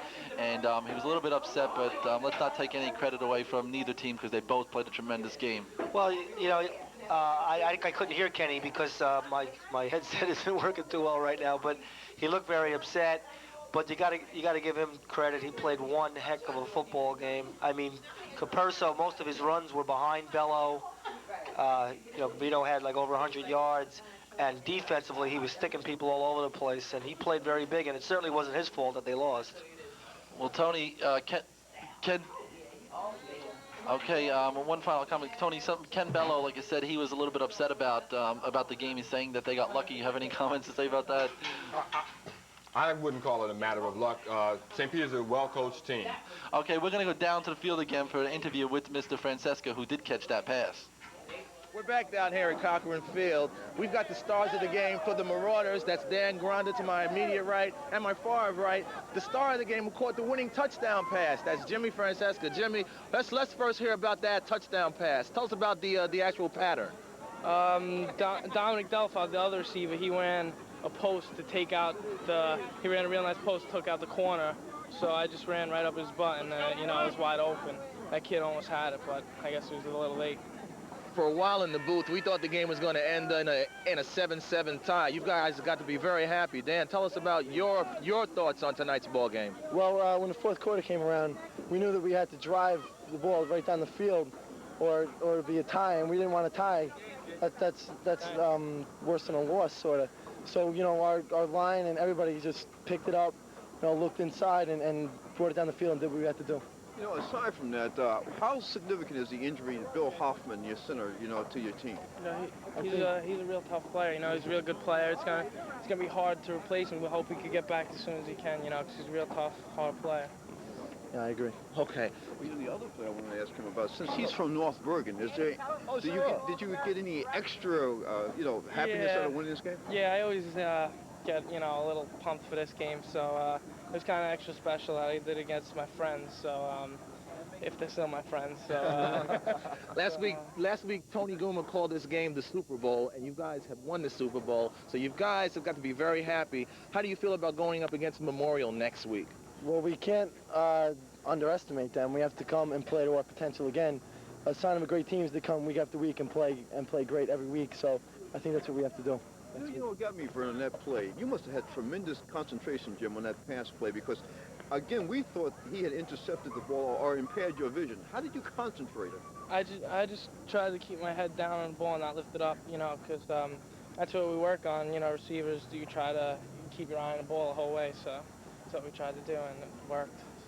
Well, guys, you guys played one hell of a game. Good luck to you for the rest of the season. We hope you guys get in the state playoffs, and we also hope that Bill Hoffman is doing very well. Thanks very much. Thank you very much. Thank you. And we're going to go back into the booth to our fantastic trio of Joe, Paul, and Tony. Thank you, gentlemen. Thank you. Thank you, Vern and Brutes. I'll tell you, last week, Prep pulled it out with a miracle with Dom Delafave. This week, it's Francesco. What are they going to do next week with Memorial? I'll tell you, they find another super athlete every week. Well, I think next week is just a game that St. Peter's will approach. As Coach Hansen approaches every game, they want to win, they want a victory. Well, I'll tell you, I'm speechless about this game because I was so impressed about it. It was such impossible, Joe. It was such a defensive game. I know you guys are ecstatic because Tony had gone to Prep a couple years ago, but that's okay. It was definitely a great game. Both teams played tremendously, and like I said, you can't say enough about them. Well, I'm not really ecstatic about it. I'd rather not say that I was rooting for someone. I am supposed to be unbiased, so my heart goes out to North Bergen because it was a difficult game to lose. Again, the final score was St. Peter's 15, North Bergen 7. There it is. Any final comments before we sign off, guys? Well, I don't know if we're signing off. No, we got Rich Hansen coming up again. His face is gonna be seen more than his face is gonna be seen more than one ad poster here the last few weeks. This is his second in a row. Talking about Rich Hansen, last night I was at the game with Hoboken and Marist, which was in the American Conference. It was a big game. I saw Rich Hansen up in the field in Veterans Stadium. He was watching the game, and I'll tell you, Hoboken pulled off one of the biggest games ever as far as winning the game. I believe the score was like something like 42-12. They won by a humongous margin. I don't know exactly what the final score was, but it was a great game. Dwayne Peterson was just busting loose all over the place, which was very surprising because Marist does have a good team, but Hoboken, no one expected a blowout like that. And now the question comes, and we had it earlier in the game, we had mentioned whether or not we'd like to see Hoboken maybe come up against the Prep or North Bergen. What do you guys think about the situation if Hoboken were to play one of these national teams? Well, let me put it to you this way. Earlier in the week, there was an article in the paper concerning bringing Hudson Catholic back into the HCIAA, and this particular writer mentioned that Hudson Catholic should be put in the American Conference and switch Hoboken to the National so that these guys play 2 games per season, North Bergen, Prep, and Hoboken, because of their tradition. But getting to the point you were making, Joe, the possibilities are endless in this regard. And I think that would be a good game, but I think Hoboken would probably be victorious. Paul? It's hard to say. You know, the Hoboken style is similar to North Bergen's. They do have Dwayne Peterson. He's very, very explosive. He's probably the best running back in the county, if not one of the best in the state. But, you know, the way St. Peter's pulls games out, you never know. They have just such tremendous reserve and desire that, you know, you never know what could happen. You know, Hoboken's not a big team. Although they did scrimmage each other, it was early in the season. Hoboken got the better of the scrimmage easily, okay? But things have changed now, and you mentioned about North Bergen playing Hoboken. You might see that in the state tournament. That's right. You're absolutely right. Well, as far as I'm concerned, the American Conference, you see a lot of teams. It seems like the American Conference is more of the finesse type of teams, as opposed to in the National Conference, you have the more physical team. That's just from me noticing the teams playing. Hoboken, like I said, I personally think that Prep has a stronger line on the offense and defense, and I may be wrong, but that's my personal opinion about that. Look at that shot of Mr. Hansen. Thumbs up for the Marauders, 15-7 victory here. You were talking about, there was also some other talk about team switching. We had Farr on at a halftime interview. He had said something about switching conferences, which is another different situation. Joe, I don't agree with that. They've always done it by enrollment. They should keep it by enrollment. I really believe in that. Otherwise, you'd be switching leagues every year. Okay, well, we're just about getting ready to go down to the booth. Going down to the floor to see Mr. Hansen, an interview with Vernon and Bruce. Take it away, guys. We're back down the field with the winning coach of the St. Peter's Marauders, and that's Rich Hansen. Rich, obviously, you've got to be very happy. You've beaten North Bergen now 4 times in the last 5 years. Yep, feels good. Feels good. Tough game. Almost blew it. I don't feel like I won, to be honest with you, but scoreboard says that, so we'll take it. Well, you know, did you notice any weakness, or did you notice that there was an opening for that particular play that you threw to Francesca? Why did you call that play? We put it in at halftime. Jimmy and Don both came up to us, and we discussed with them, usually at halftime, the things that we think we can exploit. They give us their input, and to be honest with you, I think that they had more to do with that than we did. You know, they see a lot of things that they think we can take advantage of, and that was what that was. You had to be shocked on the opening drive of the game where North Bergen came in and pretty much ran the ball at you for like over 7 minutes and scored the touchdown. Your thoughts on that? Scary. I mean, they're a good football team, but, you know, they just took it right to us and came out, and it took us a while to get comfortable, I guess, but they did a hell of a job. They're a good team. They're a good football team. Well, you're talking about a hell of a job, but that Dan Granda and Jan Francesco, not just on offense, but on defense, they both play exceptionally well, and you've got to be pleased with their performances. Yeah, they're very consistent. They've been playing that way all year. Jimmy's just a hell of a football player, and Danny is, you know, in my opinion, the best linebacker in the county. And we've played that way all year. And we mentioned Jim Francesca catching that winning touchdown catch, but of course, to receive that ball, he's got to receive it from probably the finest quarterback in Hudson County, in Tony Guma. I'm glad you said that, because that's been my feeling all year, and I wouldn't trade him for anybody. I mean, in this situation, championship game, a lot of pressure to step up there and put the ball on the money. I mean, he's a quality kid, and I wouldn't trade him for anybody. Well, as a matter of fact, in our pregame analysis, we indicated that he would have the edge, in our opinion, the way he played. But before we go up there, we just want to tell you that we think your team and your school is a class act. We want everybody to know that. I appreciate that. That means a lot. And Rich, fantastic game tonight. Good luck to you, and we hope to see you guys in the state playoffs this year. Hope better results this year, too. Thank you very much, Rich. We're going to go back up to the booth to Joe, Tony, and Paul. Thank you, Vernon, for that interview with Mr. Hansen. He has to be tremendously happy about the victory there. Any final comments, guys, before we sign off? Well, definitely. Once again, we see a St. Peter's Prep team that despite the odds, despite what writers say about them and what predictions are, because before the game, Paul and I were talking, we were saying North Bergen will probably win this one. And once again, St. Peter's pulls it out with fantastic play that they believe that they can win, and they make it happen. Joe, you know, I was also of the opinion that North Bergen might have been the better team coming in here tonight. But, you know, I think it was Jim Haig or someone who wrote during the week that St. Peter's just seems to have North Bergen's number, and it's 4 out of 5 years, and maybe it's true. Well, you know, I don't believe in miracles and things like that and wizards, but maybe they do have their number. Well, my opinion is the best team did win on the field. It was the St. Peter's Marauders 15, North Bergen 7. For Joe Wisniewski, Paul Giorgio, Tony Powell, Vernon Prince, Bruce Dabney, and the entire City 3 sports staff, we say so long to you, and we'll see you next week from the Tidelands when Jersey City State takes on St. Peter's College. So long.